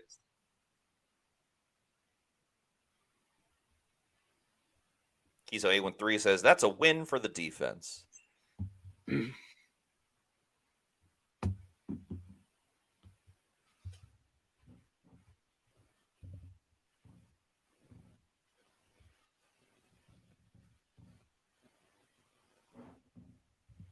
Matthew Almeida says, that's a win for the defense. Let's go offense. Gina Bauk says, lot of game left. Thanks for watching, Gina. Cody P, we as fans got to assume they're going to chew up the field and just hope we hold them to 3. I don't know. I mean, if Washington has a big play, they'll go with the big play. They're not going to, kill time just for killing time's sake. P. Simpson, Jamel Dean doesn't intercept passes. What do you think he is, a quarterback? Yeah, that plays into the whole conversation of, like, what do you do with Jamel Dean next season? Do you bring him back? Do you let him go? As somebody who has watched Josh Hayes play defense, I'm all in favor of keeping Jamel Dean. That doesn't mean you don't try and upgrade the room. You can certainly take a cornerback on day 1 or day 2. You can look to free agency, but the Bucs don't have to let go of Dean. They don't have the there isn't like a financial constraint where releasing him is necessary just to create that the opportunity to bring other players in. So, right, and let's remember too that Bryce Hall was going to be the primary backup corner. And he got hurt the first game of the season. Broke his leg. So.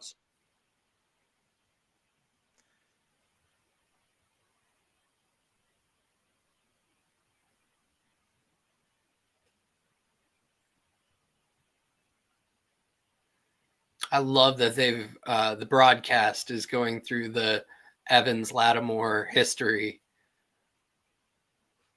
as it is being rewritten tonight. Yeah, it's been a great game for Mike, especially when it matters most. I'm curious why Rachaad White's on kickoff now. Did he ask for it because it's his birthday? I don't know. Did they not trust Sean Tucker?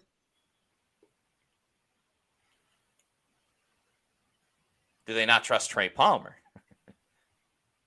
I think the Palmer thing definitely.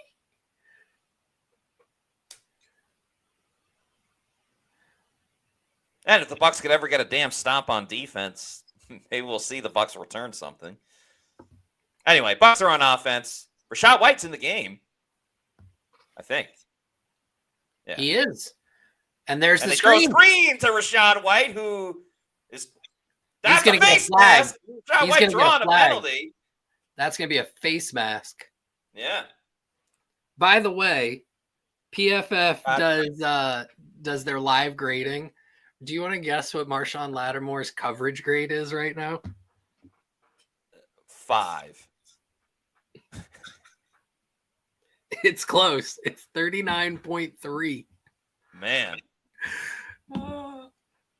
That's not even failing. That's like not even trying.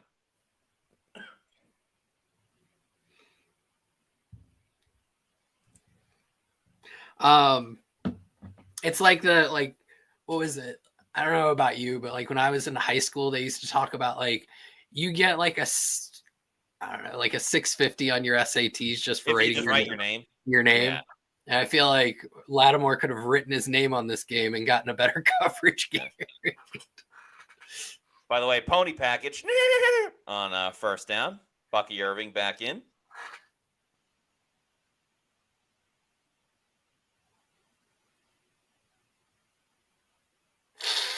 Ooh, that's a tough one. I can see why Daron Payne is in pain. He's feeling uncomfortable.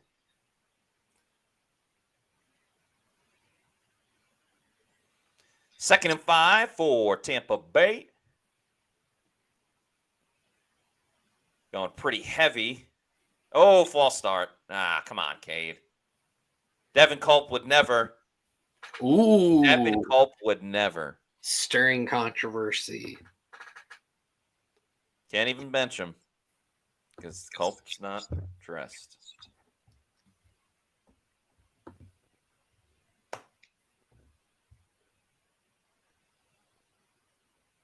Oh, yeah, the Bucs just tweeted out about that Mike Evans thing. About the most points by a non-kicker.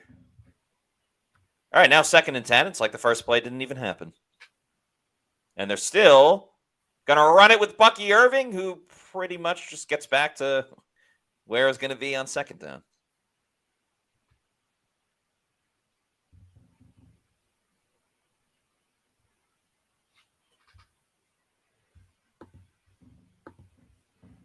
$8:45 to go. It'll be a 3rd and 4.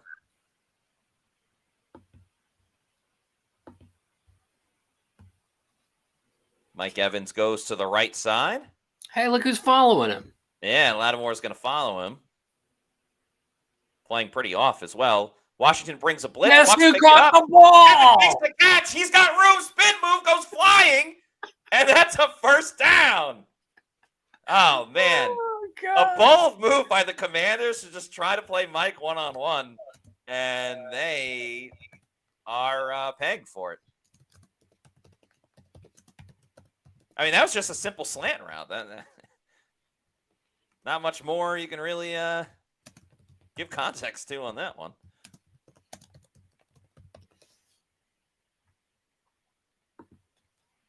I want Mike Evans to do the Michael Jordan, like he can't guard me type of thing.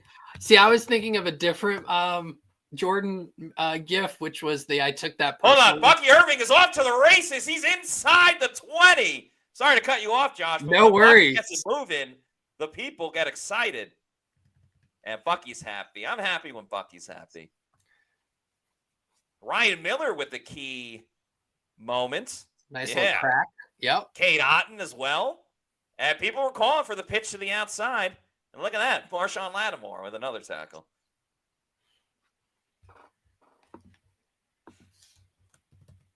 Bucs are in striking distance. Now, I'd love for them. Oh, no, there's a...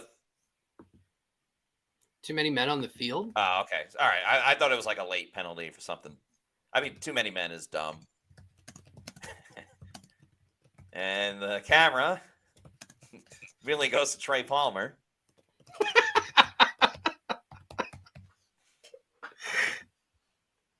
Their producer must have been watching a lot of Bucs games. 1st and 15 for the Bucs. Trey Palmer goes in motion. And Bucky. They're running with Bucky, who gets right up the middle, down to the 7.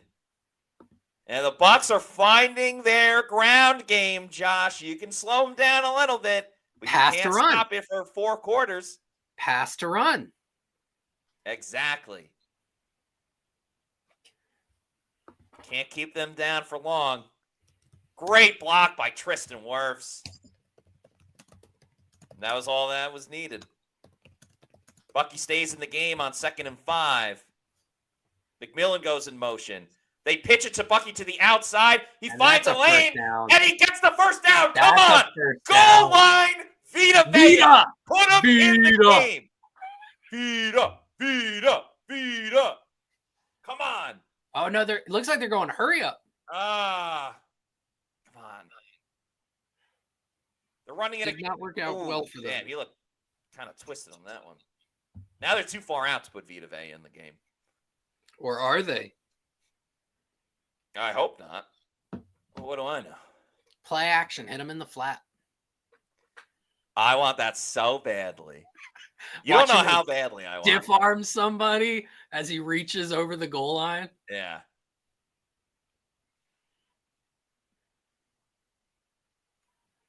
All right, 12 seconds to go on the play clock.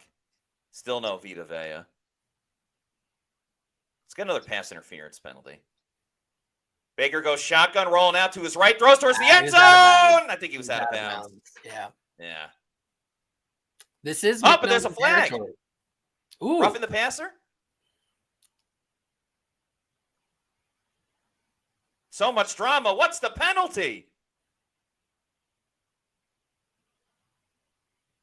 Holding on the defense. Oh, let's go. Come on. Goal line. First down. And I saw Vea on the field. He's on the field. They just showed him. He's on the field. The football. Give Vita Vea the football. Yeah, that's a great job. Sterling Shepard. Sterling selling out.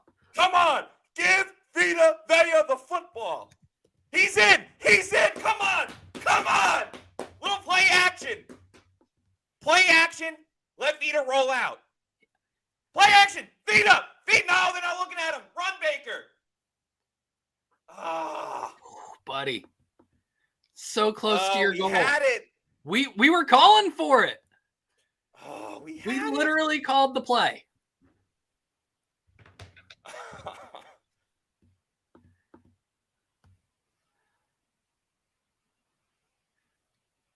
I like that matchup. Covering. I like that matchup. Vita versus Luvu.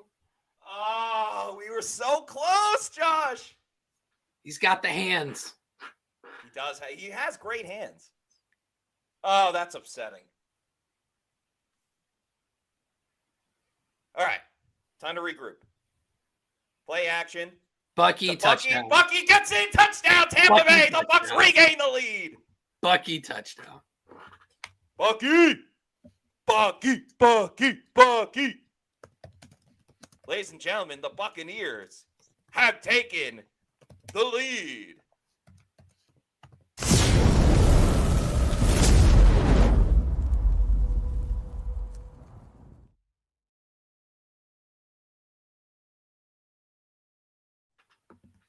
Well, we thought it was going to be a crazy game. Yeah. We're getting a crazy game. That we are.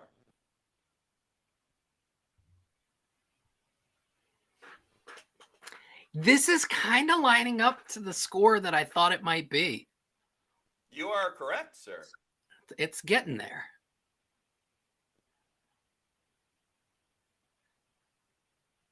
Although it's funny because I predicted the under and then I took the over on the parlay.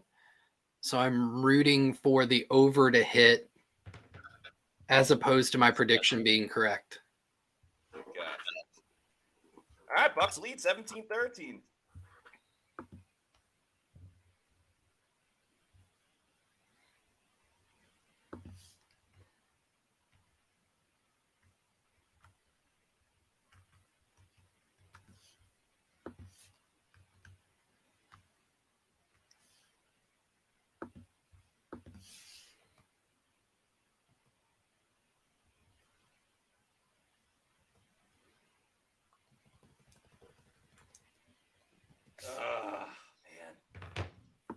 He'll just get a defensive touchdown.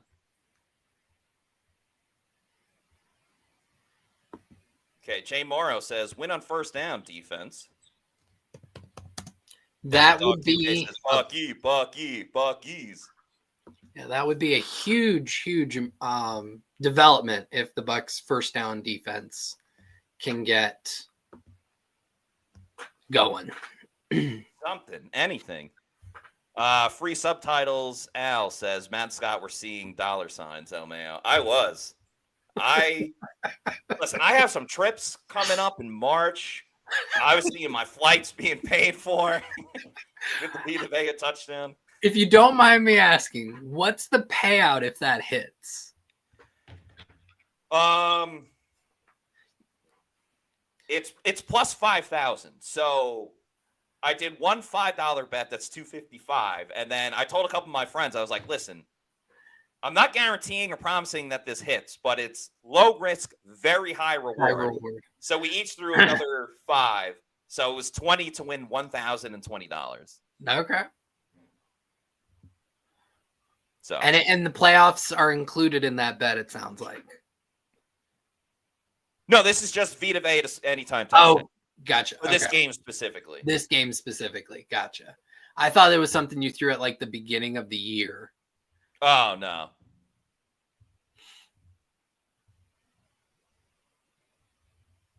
Bucky Irving gives the Bucs the lead. They are up 17-13.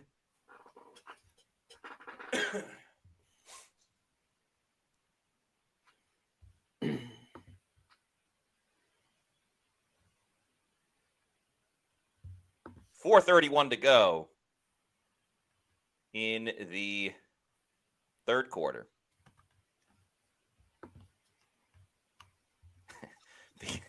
P. Simpson says, O'Keefe kickoff return for touchdown plus $9 trillion. If that one hits, like you over $5 bet and you end up overtaking Elon for the richest person in the world. Yeah, right. Yeah, just a good play design. Bucky out in the flat. Showing off his receiving skills. Wow, Kalijah Kancey got off that ball so quickly. And Zaya McCollum. Oh, come on. Get the F out of here. Looks like McCollum may be hurt too. Great. Just great, Josh.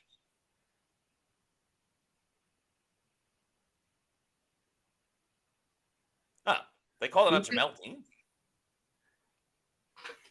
Well, you got to give them this. The Bucs have been criticized all season long for playing their corners too far off of receivers and not being competitive on the routes. Not the case tonight. Yeah, the pendulum, of course, has swung all the way in the other direction. No, I like the team being aggressive. No doubt about it.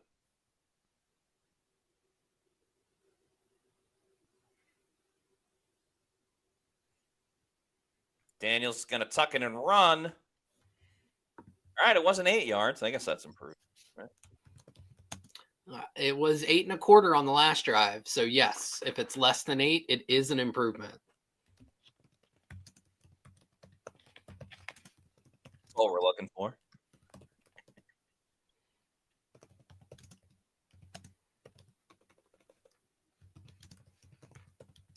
Second and 5 coming up for the Mandos.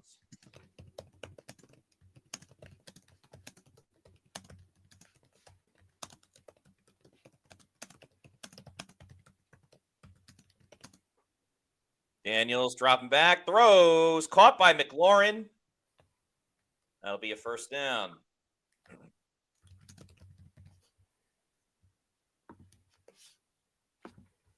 And Dean is hurt. Not helping the no huddle. Yep, just a little double cross, catching the Bucs in man coverage. Yeah, Dean is still down as they show the overshot of Raymond James Stadium. Now here comes Josh Hayes.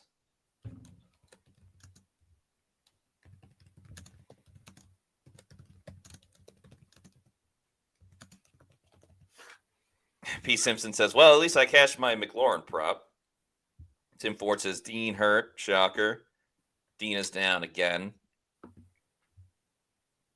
King the 7 says, knees again. John Loving Good. Is that your last name or a pun on being a good lover? Says, Jesus, Dean can't just not stay healthy. Josh Weiss wants to know who goes in. Hayes? Yep. Seems like it. Trying to remember, is Funderburk active tonight? I think he is, right? Yes, I believe he is. Still would prefer Hayes. Wouldn't really prefer either of them. Right. And of course, you hope Jamel Dean is okay. Yes, that too.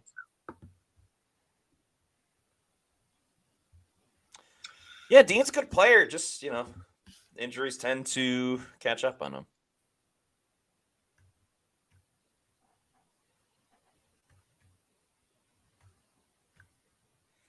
Action Bastard says, we need like 2 more corners in the draft.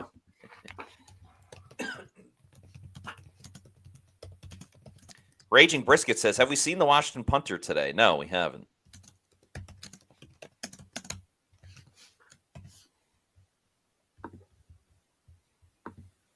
We have not.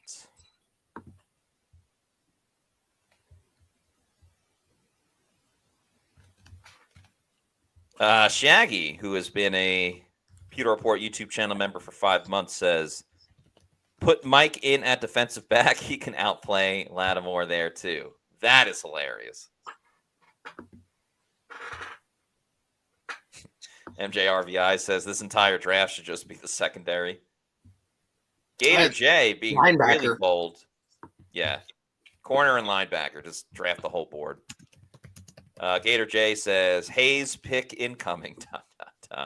That might have better odds than Vita Vea scoring a touchdown.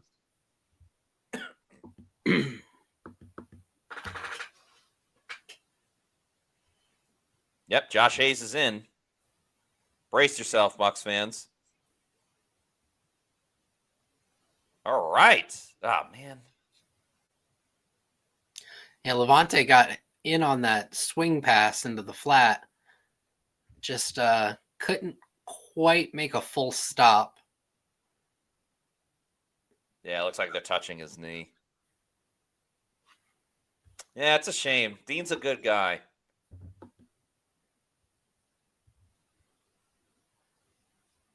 And his stop on the last drive was big time. Huge. And he's actually played pretty well. I think a lot of people are going to remember that Terry McLaurin catch right at the beginning of the game. Yeah. Oh, boy. Yeah. Not that Terry McLaurin catch. No. Where he did beat Dean off the line, but Dean recovered really well and was right there at the catch point. McLaurin just made a great play. And it was a perfectly thrown ball.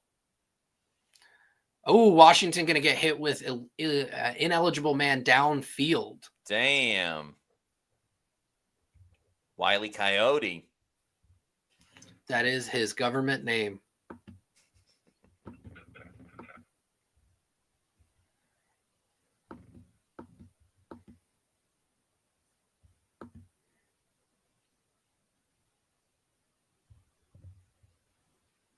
Yep, they have.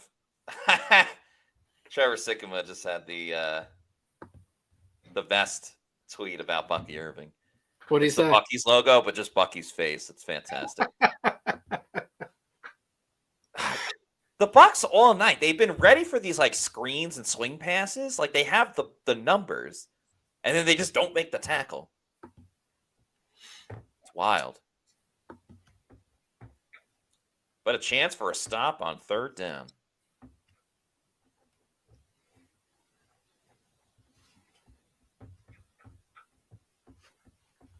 Oh, Tyreek Funderburk's in the game. And Josh Hayes. Oh, my God.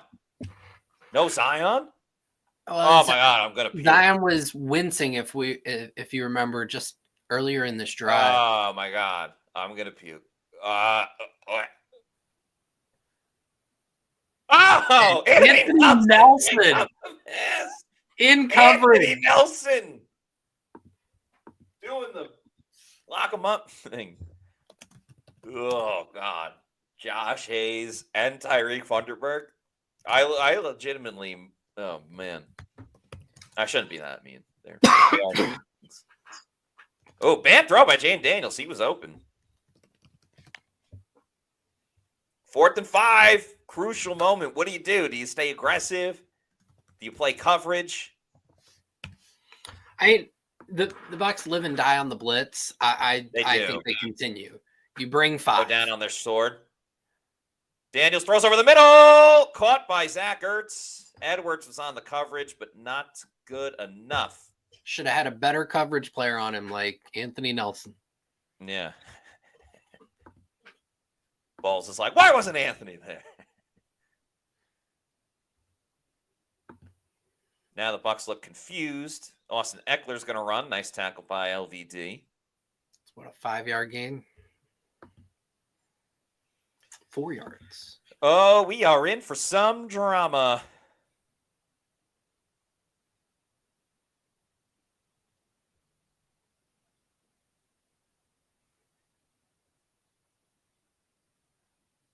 .33 seconds to go in the third quarter.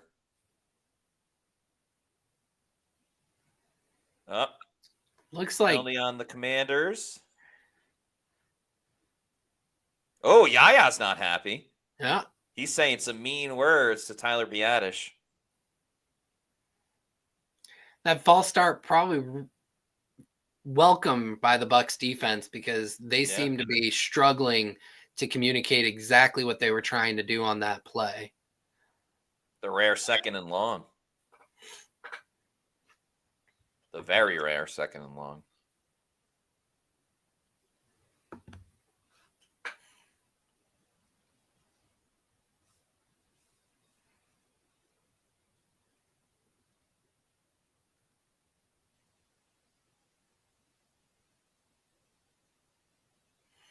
Commanders run it on 2nd down. Great tackle by Levante David. And that'll take us to the end of the third quarter, which means the fourth quarter will start with a pivotal 3rd down. That also means it's time to put your 4s up, folks. We are going into the 4th quarter of the wild card game. Someone had said this earlier, and I fully agree. This has been the best playoff game of the first round of the NFL playoffs. And it's really not even close. Like, no other game really had it one score except for Packers had a chance a little bit, but yeah, not really. Put them foes up, as Miguel R. was saying. A lot of people putting up the 4s. I love it. I love it. I love it. Going to get to some more of those 4s as well, but also let's take a quick break and talk about our friends over at Autograph. We don't have a Pewter Report app. We're not going to get one either because you essentially have a Pewter Report app with the Autograph app. If you're wondering what Autograph is, it's what you already do as a fan. It's reading blogs, listening to podcasts, watching breakdowns, all in one place, and it earns you rewards for every act of fandom that you do. It's available on Androids and iPhones. And, of course, Autograph was co-founded by Tom Brady, the former Bucs quarterback, on the belief that devotion should be rewarded and the future of fandom belongs to the fans. You can get the Autograph app, download it using the promo code Pewter, Pewter, to sign up. Download it on your phone. Then use the promo code Pewter. And, yes, you can get it for all Bucs-related content, but you can do it for the rest of the NFL, and also the NBA, WNBA, MLB, fantasy football, and NCAA sports as well. So read Pewter Report News, watch Pewter Report News, and get rewarded in one free app on the Autograph app. We have a super chat as well. Virgin Boys with $1.99. Thank you. Says, Dean is soft. It's a playoff game. Get back on the field. He actually was just ruled out for the rest of the game. Listen, football's a physical game. It's quite difficult. Not everybody is you don't know the extent crazy. of the injury. Yeah, exactly. Like, we don't know. So I understand. I appreciate the passion. Zion McCollum has returned to the game, though, so that's important. Let's get to some more of these fours. Fours up, like we said. They should do like an emoji for it. Yeah. I don't know if we can create one in our Pewter Report subscriptions, but that would be pretty cool. Diesel Roche has a good idea. Says, like. As we start the fourth quarter, Jaden Daniels rolling around, throws it deep for the end zone. Oh, my God. Simon McCollum tackled De'Ami Brown. Was that really like, I thought their feet got tripped up. Can we get a replay? I'd rather see a replay than Dan Quinn's face. And Todd Bowles. No, he's got his arm on that back shoulder. Yeah, it's pretty blatant.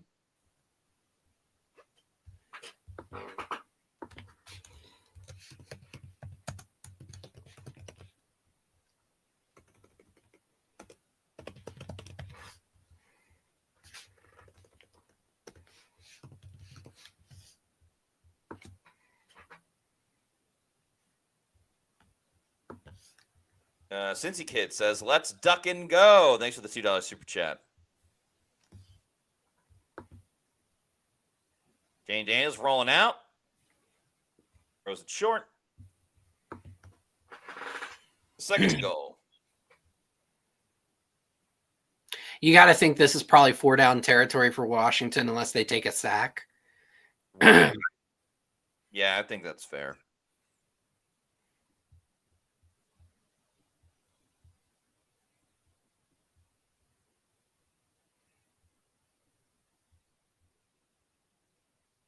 Kenny Cakes, says, why are the Bucs committing so many penalties? I don't know. Not the best time to do it. Second and goal. Ooh. Oh! Ran into Big a stop at the last wall. scrimmage. Anybody else going to help? Jesus, you have 2 people trying to tackle him. There should be 5. That wall's name is Kalijah. Yeah.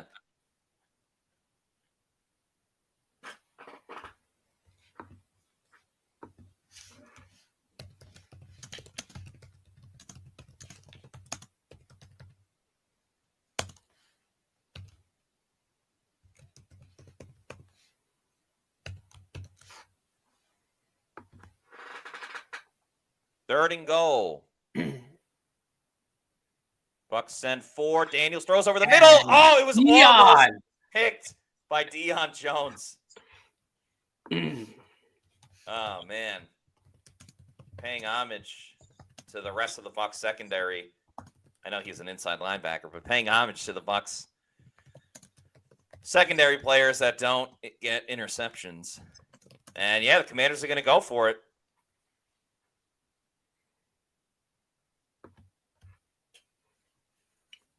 Oh, Deion. 14:05 to go. Fourth and goal. Bucs lead 17-13, but Washington has a chance to take the lead. Jane Daniels drops back, looking, throws over the middle. Not Incomplete. happening.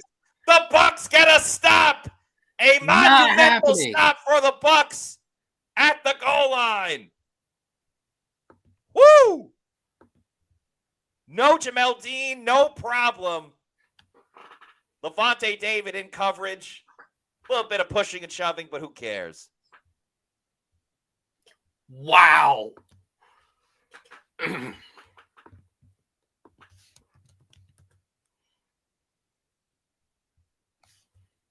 That's a huge moment in this game. Nicola Legistina says bend did not break. Multiple goal line stands. Multiple. Yeah. Jonathan Fuentes, the Penn State fan, says, let's go.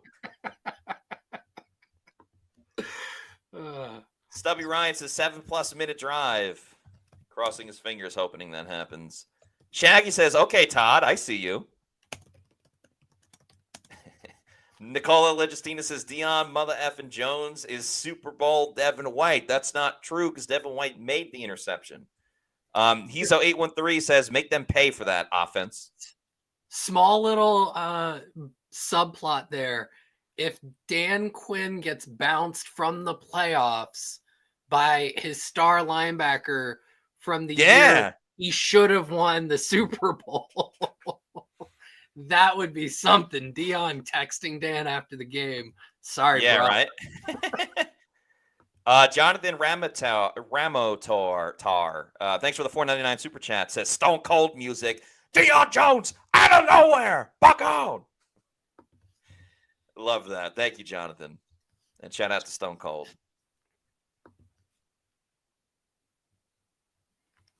Actually, now that I think of it, Stone Cold used to have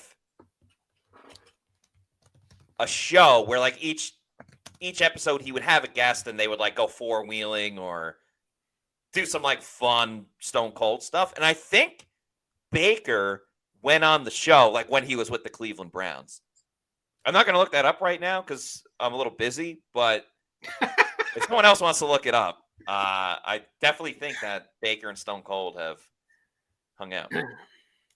So Jamel Dean has been downgraded out. I think we already reported that. Zion's being evaluated for a concussion. I think it is so critical that the Bucs offense not just score, but scores a touchdown on this drive to create a 2-possession difference between the two teams, because it's going to get more difficult for the defense from here on out. Yeah, no doubt about it. Let's see how the Bucs respond. They're going to run it with Bucky Irving. Ooh, 4 yards. Gets 3 yards. But, man, he seemed close to breaking it, Josh.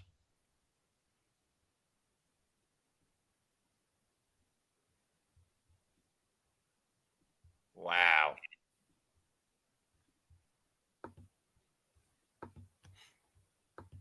Jonathan Fuentes says that show was called Straight Up Steve Austin, and yes, Baker was on it. All right, great. Thanks for checking that, or just remembering it. 2nd and 6 for the Bucs.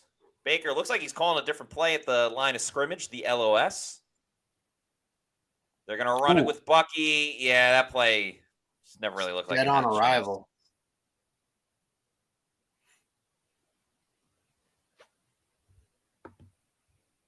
So let's see. There are 30 points. Yeah. 37, 44. Okay. All right. What'd you get it at? I got it at 50.5. 3rd and 7. McMillan goes into motion. Evans is in the slot. Baker throws to the right side. It's caught by Evans. Oh! He got it! What a lead. What a play by Mike Evans. They better give him a better spot than it looks like they're giving him.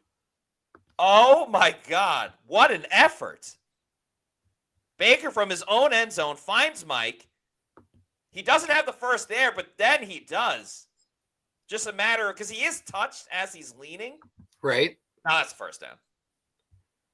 There's not even a question that's a first down.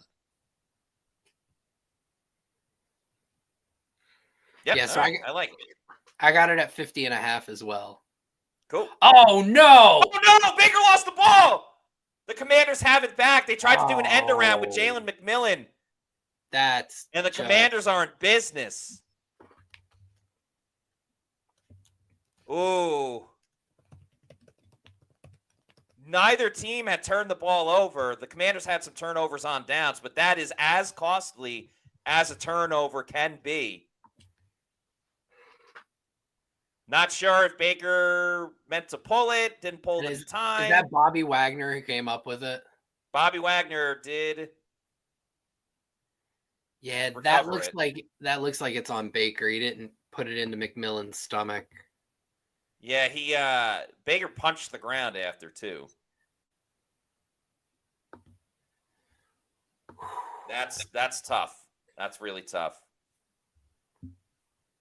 And I want to say you and Scott covered how turnovers, because these are the 2 worst turnover differential teams in the playoffs, could be such a game breaker, and it looks like that's going to prove pivotal.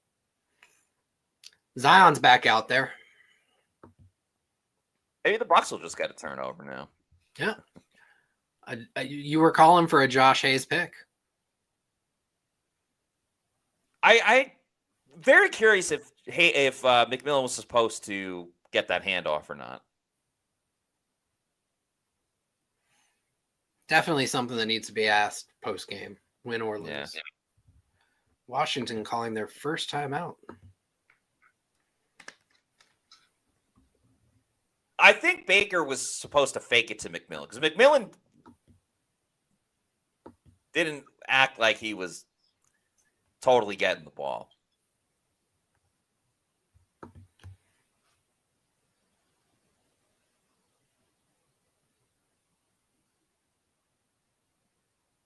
I don't know. Yeah. Yeah, all right. Baker's blaming himself. Yeah. So the way the blocking scheme looked, it was all trying to wall off from where McMillan was coming from. All right, we'll see if the defense can make a stand. And first down. Everyone's trying Good these. play.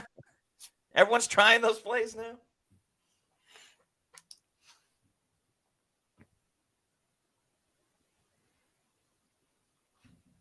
Man. Well, at least Baker in his career has shown the ability to, shake it off, as Taylor Swift would say, and then just get to the next play. But that one seems like it's going to hurt him a little bit more. You just got a big play on defense. Daniels throws over the middle. It's caught. There are 3 Buccaneers around. Looked like Winfield made the tackle. And we're back to square one of 3rd and short. If the Bucs get the stop, then 4th and short.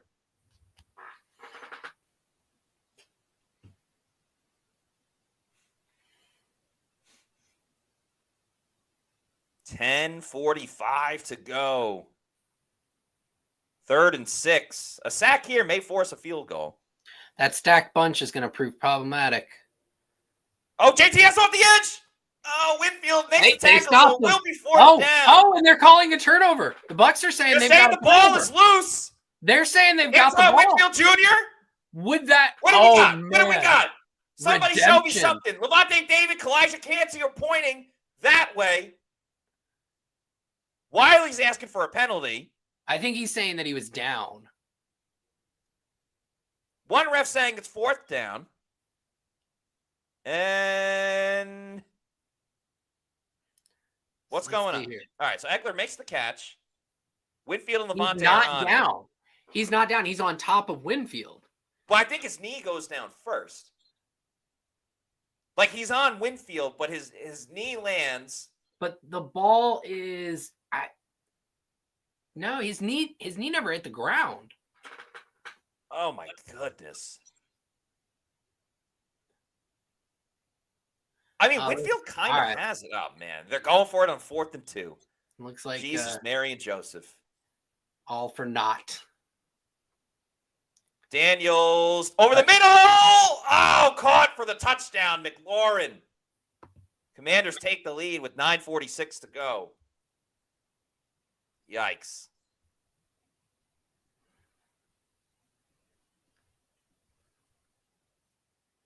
Who is in coverage on that? I think Hayes. Yep. Josh Hayes.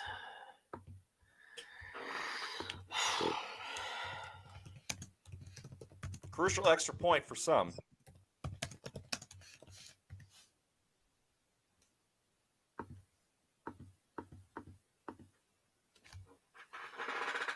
Extra point is up, and it is good. Commanders take a 3-point lead with the score 20-17.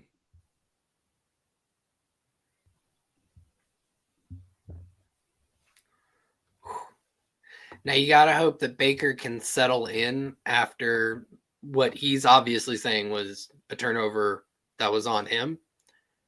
And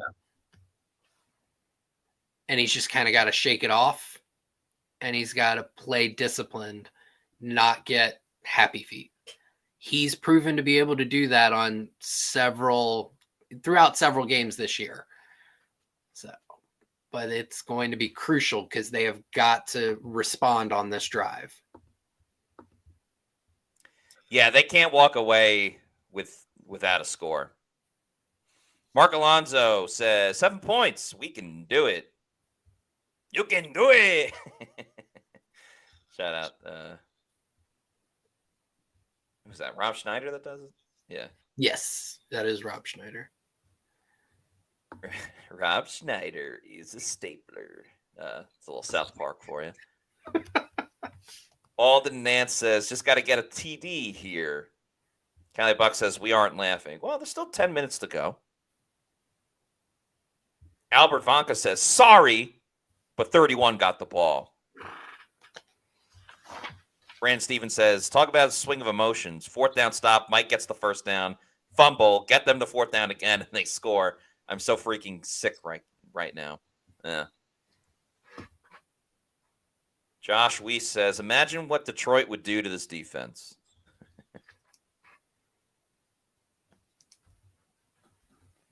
War in G says, we don't spend big bucks in free agency. We build through the draft, but they have more room in free agency this year.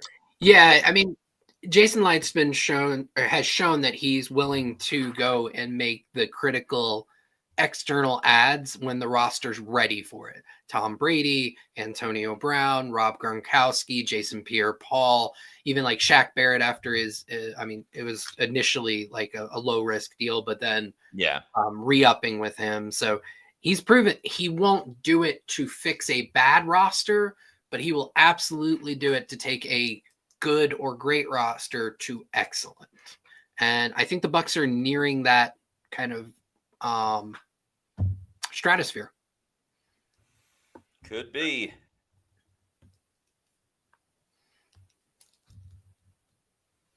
There's Jason Light.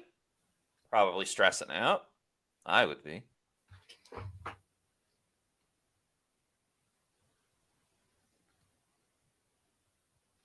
Rashad White's gonna take out this attempt. Breaks a tackle. Gets tackled at the 25.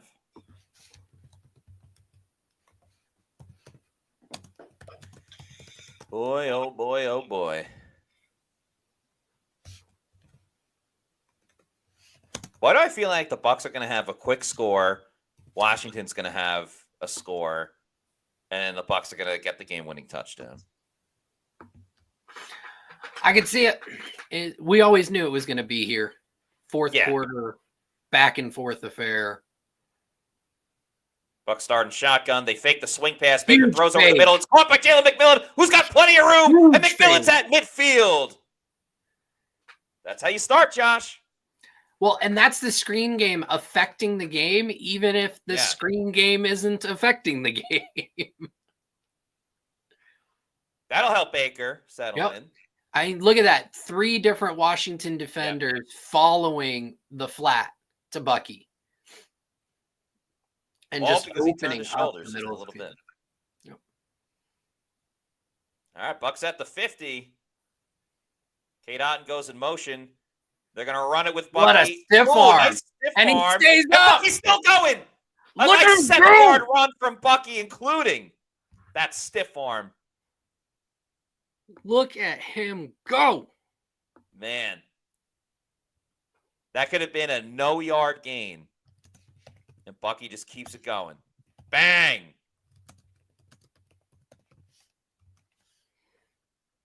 I think a lot of people... I know the Bucs have been on prime time a couple times this season, but this game feels like that running back on the Bucs, like, that guy's a special player, you know? And Baker's going to tuck it and run. Woo! You going to get him for a horse collar? A horse collar. Where's the horse collar? Reminiscent I'm surprised of that wasn't called. called the worst call of last week's game. I guess it was clean. Oh. Yeah, I mean, he's not inside the thing. At least we know this is probably 4 down territory. Yeah, I'd definitely say that's the case. Ah, come on. They're going to have to waste a timeout. Nah, big play to Otten. Let's see a big play to Otten. Oh, there's Otten. He's got it. He's still up. Josh Stradamus and Otten is still going. He's down to the 20. The Bucs just got that playoff. Josh Stradamus. Man. Out in the flat. I mean, not crazy different than the touchdown to Bucky in terms of just a play action and then something out to the side. Obviously, this time they went with Cade Otton and not just following up with Bucky. But great job by Cade Otton. Breaks the tackle, gets further down the field. Bucs are in the red zone. And I think there was one commenter who said, as we led into the second half, that all the success Mike Evans had in the first half is Bucky gets the handoff. And Bucky goes to the outside. He's at the 15, trying to make people miss. He'll get a solid 9 yards. Well done, Bucky Irving. Yeah. Kind of weird how he stopped his run right at the end there. But kind of going back to one of our viewers, and they mentioned a comment, we posted it, with all of the success that Mike Evans had in the first half, that the Commanders were going to have to put more assets over there, and that was going to open things up. Well, Jalen McMillan had a 25-yard catch on this drive. Yeah. Cade Otton with a 20-yard catch on this drive. So very much coming to fruition. Baker's in shotgun. He's going to take it himself. I don't know if he got the first down. Not sure, but luckily you have at least one, probably 2 more plays to convert. And it looks like Bobby Wagner's hurt too. Honestly, I would just QB sneak it here. I think teams get too cute where it's like, just get the first down. Or put Vita Vea in at fullback. Yeah. Wouldn't it be funny if they did, and then he just carries everyone into the end zone from 11 yards out? That would be amazing. What was that? I mean, kudos to Bucky for even turning it into what it was, but that was moronic. Now you have to kick the field goal. Well, no, you've still got oh, that's right, it's 4th. No, that was 3rd down. That's You're not right. going to go for a 4th down. That was a defensive offsides. I think Grant Barton just snapped the ball.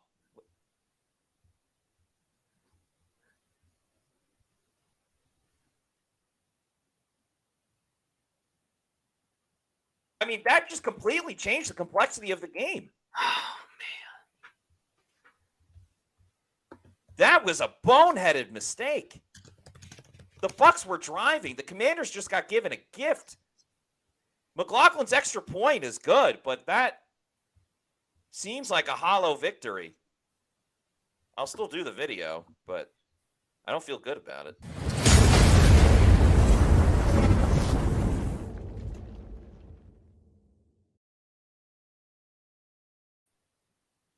I think Grant Barton just accidentally snapped it. Oh, man, that was...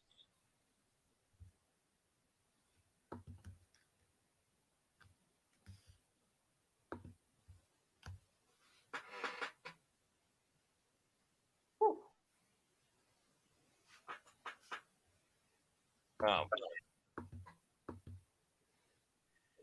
I mean, what do we say all season long, Josh? Only the Bucs can beat the Bucs. Over and over and over again. I'm still just perplexed. Like, it's just the most random stuff.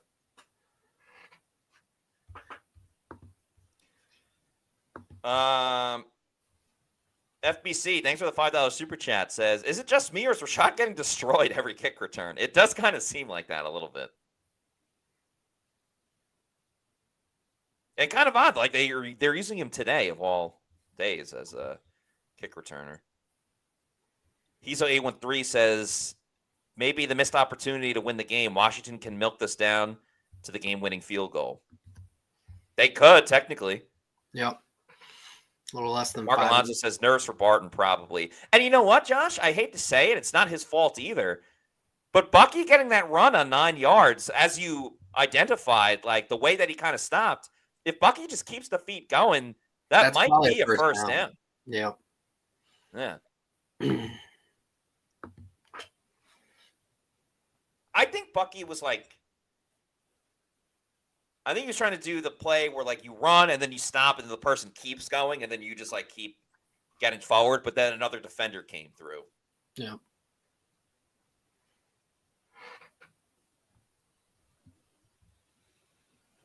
Man. Tony Kona saying, this is where we win this game. We'll get a turnover. Came very close last drive. Now, if Vita Vea was in the game, he probably gets a block or two. Brian Hernandez says, I wish I had the slightest hope of a turnover here. I hate to say it too, but that kind of reminds me of when the Patriots did the stupid thing when they were going to punt it and then they lined up in the different formation and then they just snapped it against the Patriots. SS with a good comment says, 2 costly fourth quarter mistakes. There's no doubt about it. Frank G wants to know what's the time in the fourth quarter. There's 4:41 to go in a tie game, 2020. I actually wouldn't mind 27-27 overtime. Then the over's guaranteed. The over wouldn't be guaranteed to hit, but it would, get pretty close. Oh, Madone. Tim Ford says, game over, guys. We've been like this all year. It's going to bite us now. Leadus Production says, the fumble exchange between McMillan and Baker will lose us this game. David Doherty says, Levante David pick, calling it. Let's also remember, Deion Jones dropped an interception in the end zone. Well, they didn't get to stop the next play. But if he gets the interception, then it's a touchback and you're at the 25 versus whatever. So the season comes down to 27 would already be over. You're right. My bad. So the season's going to come down to the defense. How you feeling? Not great. I'm just trying to wonder, like, are we going to have media availability tomorrow? Or are we going to have media availability on Tuesday? Who am I going to have to watch for in Mobile? That's where my head's at right now. At the same time, and I mean, he has been so poised throughout this entire season and even in this game, but Jaden Daniels is still a rookie quarterback. Yeah. What if the Bucs just let the Commanders score so they can then get the ball back and go for 2 at the end, or get into overtime and just go on a chance of a coin toss? Even though I think both teams get the ball regardless. Yeah, in the playoffs, right? They adjusted the rules, but only for the playoffs. See, we'll do due diligence and let everyone know the rules. Bucs Basement, thanks for the $2 super chat, says defense needing to make a stop. Seen this film before. J Ray 12 says strip sack Barrett. LOL. There you go. I honestly would bank more towards a strip sack than interception by this team. And Yaya's been getting a ton of pressure throughout the night. So has Cansey. Yes. All right. Hold on to your hats, folks. Seems like a very long commercial break. 4:41 to go, or maybe the returner will just muff the kick. Speaking of commercial breaks, you watched the Fox broadcast with Brady on the call, correct? Yes.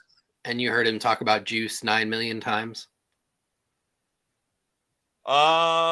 I wasn't paying that close of attention. I was kind of up and down and focusing on other stuff and having the game on. But I did hear him say juice a couple of times. Yeah, it was a big crux of his analysis. And I was just thinking to myself, like, if I am running an orange juice company, an apple juice company, a fruit juice company. Yeah. I'm calling an emergency budget meeting and dedicating all of my marketing dollars to getting commercials on Brady calls, and then just having the greatest growth quarter in company history following that decision. I respect it.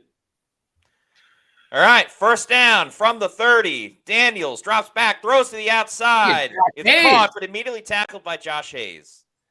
But it's a 7-yard gain, so what's the difference? He contested it, and he made the tackle. These are two things that he does not always do. Let's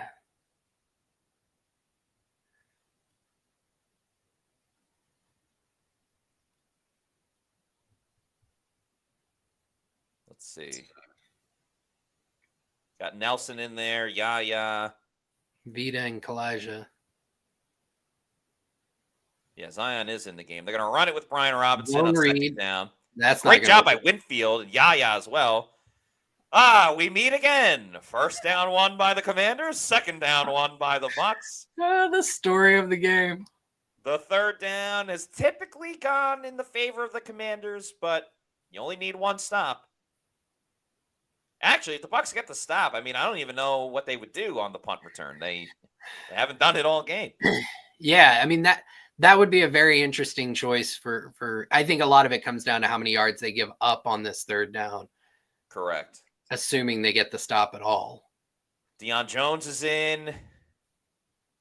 Bucs only rushed three. Oh, God. McLaurin. I mean, how many times have we seen this? They bring 3. They don't get home. Well, I don't think they were designed to get home there. I thought, but what was interesting is I think they kept 3 at the second level just for the rush. Damn. And it looked like it was just going behind Tyke's ear hole there. That's a tough one. That is tough. Yeah, the Bucs aren't going to get the ball back.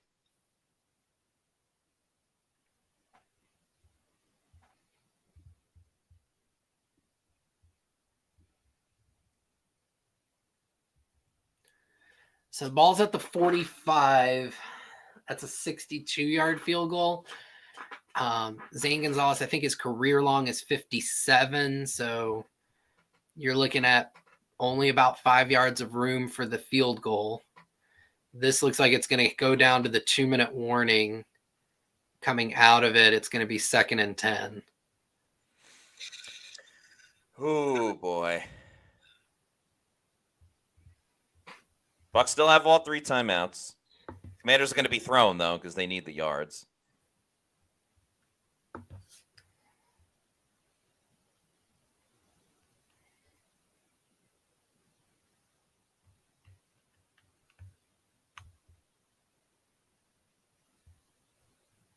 Antoine Winfield Jr. has now taken the lead with 8 tackles for the Bucs.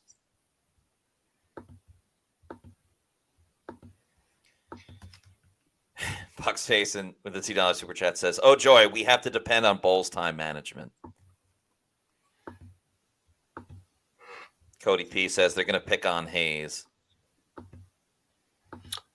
That's if they, even really throw the ball. I mean, do you want to line up for a 62-yard field goal? No, but I could see them continuing to try their zone reads. Yeah. Derek Zimmerman says, Bowles' refusal to blitz is going to cost us this game. I'm pretty sure he's been blitzing a good amount. I feel like they've, blitzed. Now, he's to run change-ups with a couple of, drop 8s. And I want to say those have been maybe mildly successful. But you got to throw those change-ups in there to give Daniels a slightly different look. Daniel Gomez says, anything can happen, guys. Stay positive. Okay. Richard Taroka says, still don't trust this defense. I don't either. And that's why I never felt this was a Super Bowl team, because their defense Like, you can look at it and say, hey, they only allowed 20 points. But then you could also counter that with they didn't force one punt the entire game.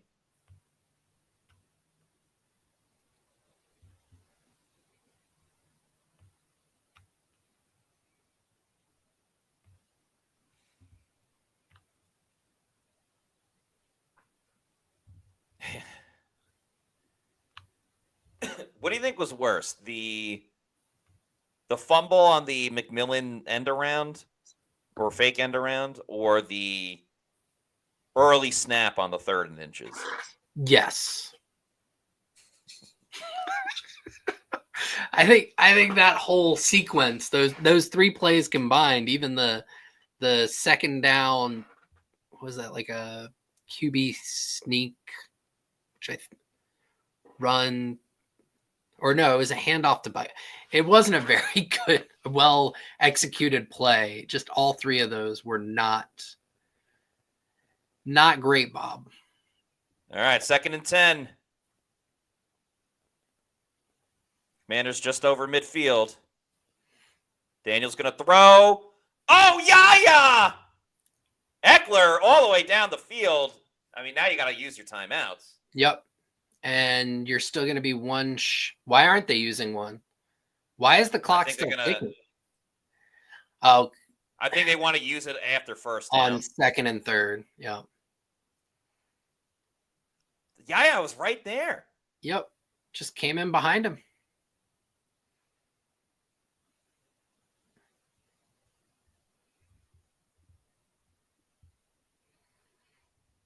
Oh no, the Bucs did use. Did the Bucs use the timeout? Yeah, I think so. Oh man.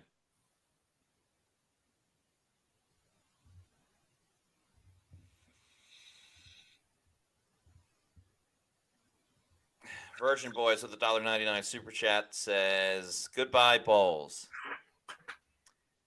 We'll have all off season to talk about that. I think Washington used the timeout there. No, because the Bucs are missing one. And now Kalijah Cansey went offsides. No, I thought the Bucs were already missing one. No, you're right. I'm sorry. You're right. Yeah. So now Todd's not going to use the timeout.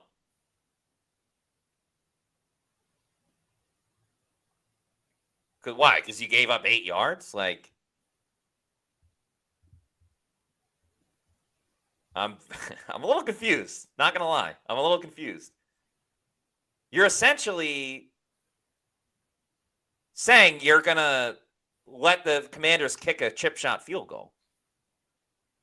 You at least have to force them to try to make a play. Timeout.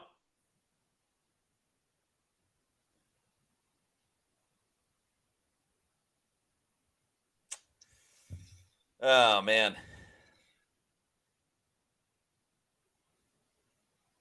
Not ideal clock management. I'm fine with waiting until. So my issue is they could have called a timeout on that when the Commanders got the first down with about 1:47. They waited Correct. 6 seconds, didn't call it till 1:41. Yeah. Now, between 2nd and 3rd down, you weren't going to be able to use one of those timeouts. Yeah. Does that sound no, right? between 3rd and 4th down. Right, 3rd. Yeah. So like one of these downs, they were just going to have to let it run. Yeah. But you could have had 6 more seconds. Right.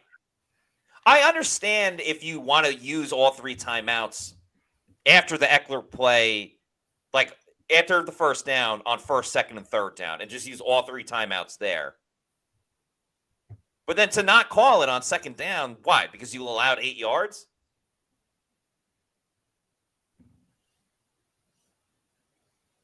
Tough way for the Bucs to go out.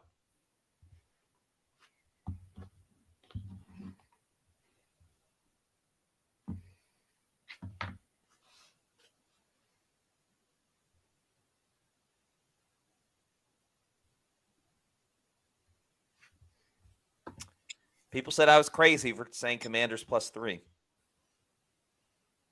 They said I was a madman. Oh, man. Tough way for the Bucs to go out. By the way, we got a $5 super chat from Bart Harley Jarvis. Thank you. Who says, I said after last game, Bowles and secondary would be their downfall. I hate being right. And, yeah, we're going to talk all about it, too. There will be a Pewter post-game show when this is done. Whenever it's done.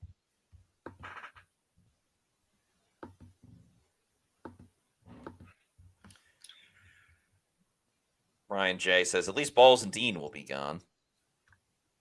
BS83 says, should have let Eckler score. I think we're at the point, though, in today's NFL where, like you saw it with Saquon today, like guys know to just go down at the 1. Yeah. Slim Charles, I don't know if that's a reference to The Wire, which is a great TV show, says, is this how we're going out? Hate to say it, but probably. Now the Bucs have a lot of questions. And now Mariota's going to bring the dagger to the Bucs. I mean, shouldn't Levante be right over the center? Like, you're just letting him get the QB sneak. Yeah, no, they were actually, they did a really good job of defending that because, and Washington tried that earlier in the game where they were trying to influence multiple defenders, and the Bucs did a good job on this one, only having one person trail Daniels on the motion, resulting in Washington calling the final time or the timeout there. Oh boy. Remember, the Bucs did stop the tush push last year, so could get a stop here.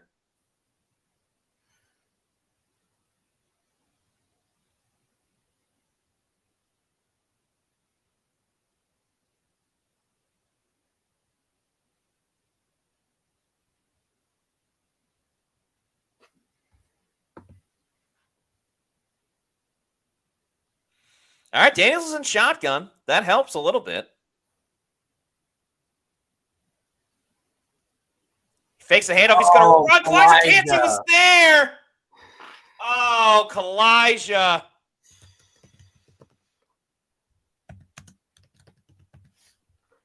Hey, hell of a pressure, though. And is that Levante who's hurt? I can't tell.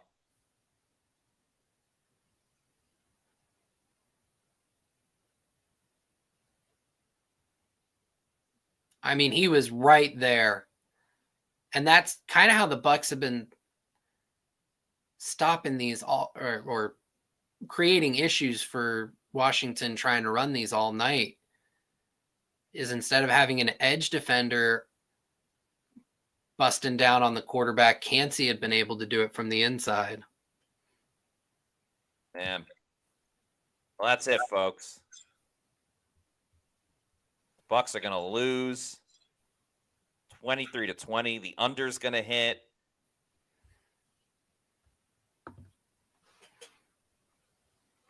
Just a reminder, again, there will be a Pewter post-game show coming up. Cali Bucks with a $4.99 super chat. Thank you. It says, Commanders wouldn't settle for 3. Bowles is taking 3. Oh. Bulls taking 3. Chances make champions. Bucs tried. Defense did as expected. Too many mistakes on offense. I'm not sure how he's referencing that first drive where they had a 4th and short and decided to go for the field goal rather than trying to keep going and get a touchdown. But that's where my mind goes to listening to you read that comment. I feel like, besides the first drive and then the last play with Graham Barton, like, I don't think the Bucs were in a lot of those 4th and short situations. Cincy Kid says, thank you, Maddie and Josh, for a great season of broadcasting. Your thoughts during each game. Yeah, thanks. This has been a lot of fun. It sucks. It's probably going to go out this way. But hey, we still do the Pewter Report podcast 4 times a week. That's not changing. We'll still have tons of Bucs content. Draft season is coming up, and there's free agency, and before you know it, it'll be OTAs and all of that fun stuff. So we don't stop the Bucs coverage, even though their season's about to be done. So there won't be game day streams. This gets blocked now. Yeah. 3 seconds to go. Game is tied at 20-20. 37-yard field goal. Snap is good. Kick is up. And it is off the post and in. Good. Doinked off the post and went in. The Bucs season is over. They lose 23-20, almost given a gift at the end, but that is not the case. A season where the Bucs benefited a ton by missed field goals cannot get bailed out on this last one. A lot of questions about the head coach going into the offseason. A lot of questions about the defense and what to expect. Will Liam Cohen be returning? We're going to get into it all this year. Again, the Pewter Report podcast does not stop. We do it all year long. Sad this is going to be done, though. We won't have a Pewter Game Day stream until next season. So thanks again, everybody, for joining us throughout the whole year. It's been so much fun. Bucs Basement with the $2 Super Chat says, not a single punt from the Commanders by Bulls. Thank you so much. But it's been a joy doing this week in and week out. Again, sucks how the Bucs season ended. But Josh, thank you so much for being a great partner through this all. I've had a blast with you, Matt. This is one of the highlights of my weeks during the fall and winter, and I'm going to miss this for about 9 months, but excited to do it again with you come, August, right? Yeah, probably start of the regular season, but yeah, and we'll have Bucs draft coverage, and there's a lot of stuff coming up. So until next time, for Josh Queipo, I'm Matt Matera saying thanks everybody for watching. Stay tuned for the Pewter Postgame Show, and we'll see you later until another Pewter Game Day show. Peace out. Out.